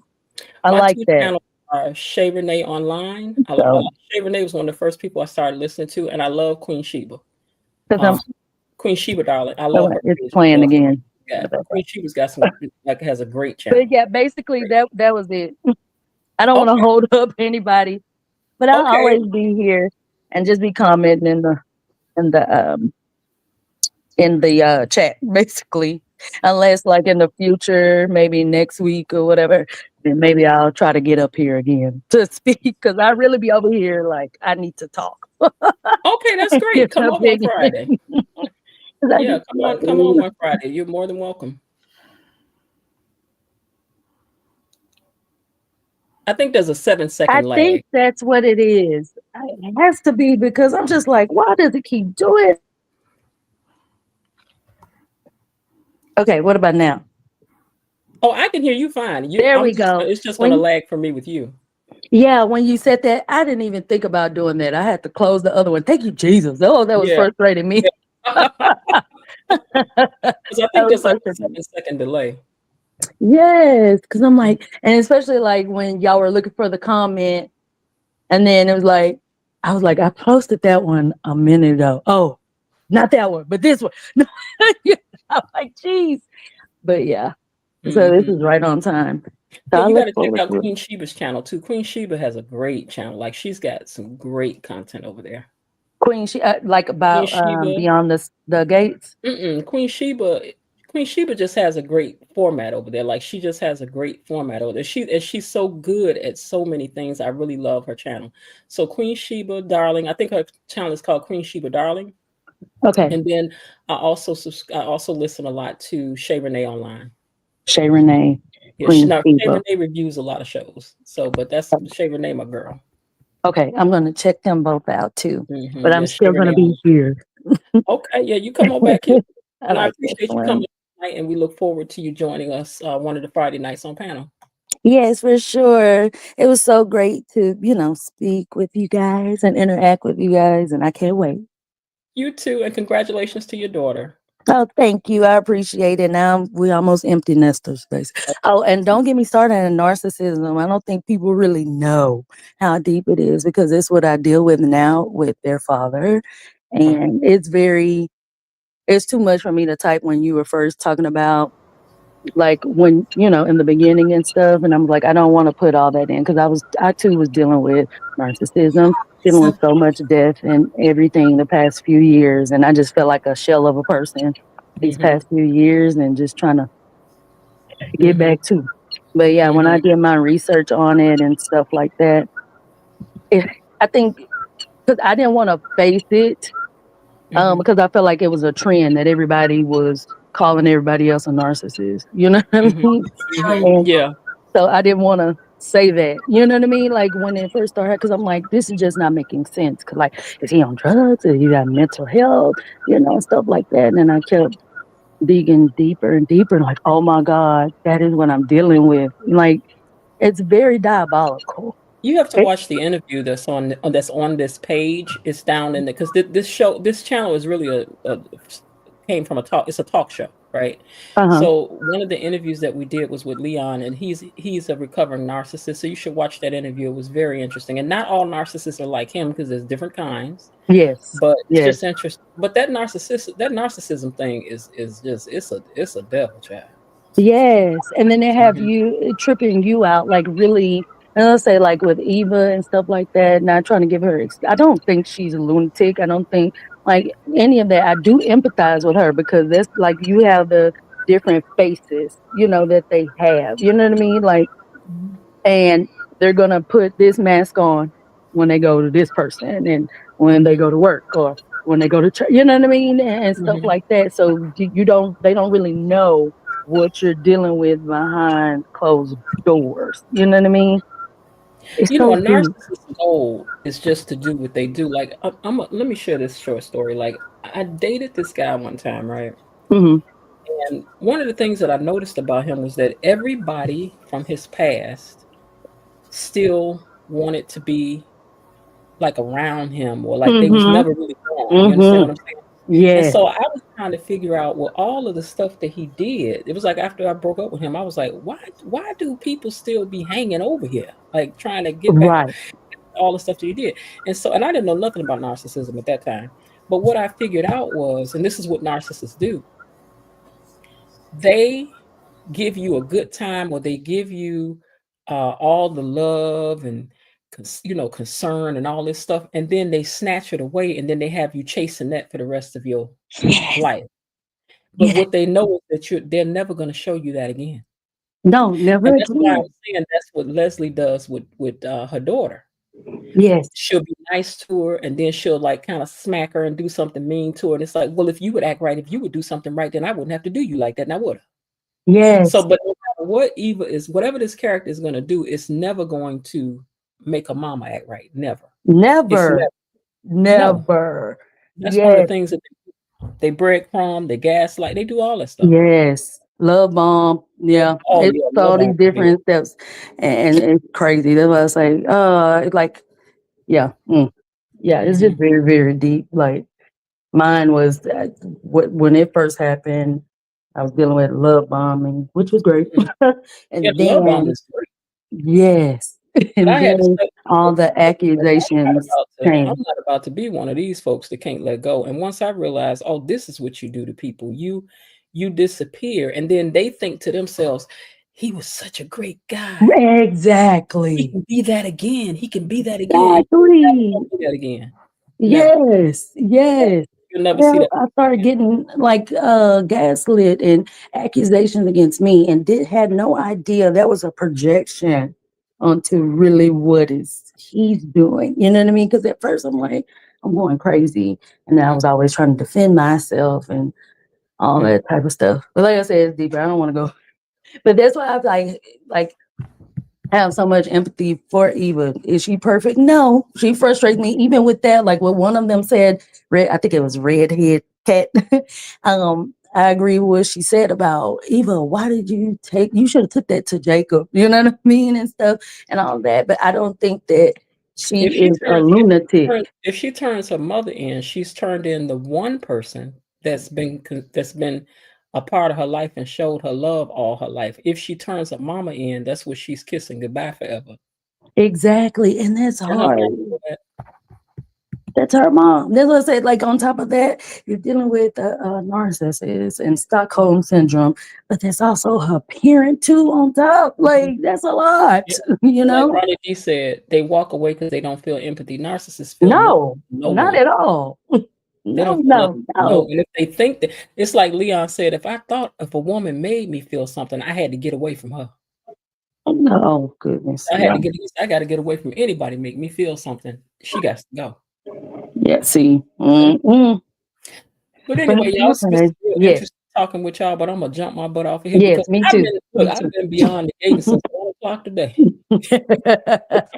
Because today I was like, oh, I think I want to do this with that. Let me change this. Let me that. Then I was like, it's 6:45. What? So I was like, let me go ahead and lay on the bed. Then I looked up and it was 7:15. I was like, are you kidding me? So then I just jumped up and got up. I was like, let me get set up because I know they don't want me late now. Yes, we love it though. But we'll be with you all. Yes, we'll be here next week, and maybe we could talk about this a little bit deeper then. Okay, there's always gonna be a space for that. Anytime Leslie show up, Leslie, Laura, Sherry, yes, with her gorgeous self. Who gets on my nerves? She gets on my nerves, but she's so gorgeous. Oh my God! Better not go nowhere. But all right, y'all. Y'all have a great week. All right, you guys, and you guys have a great night. All right, bye. Bye.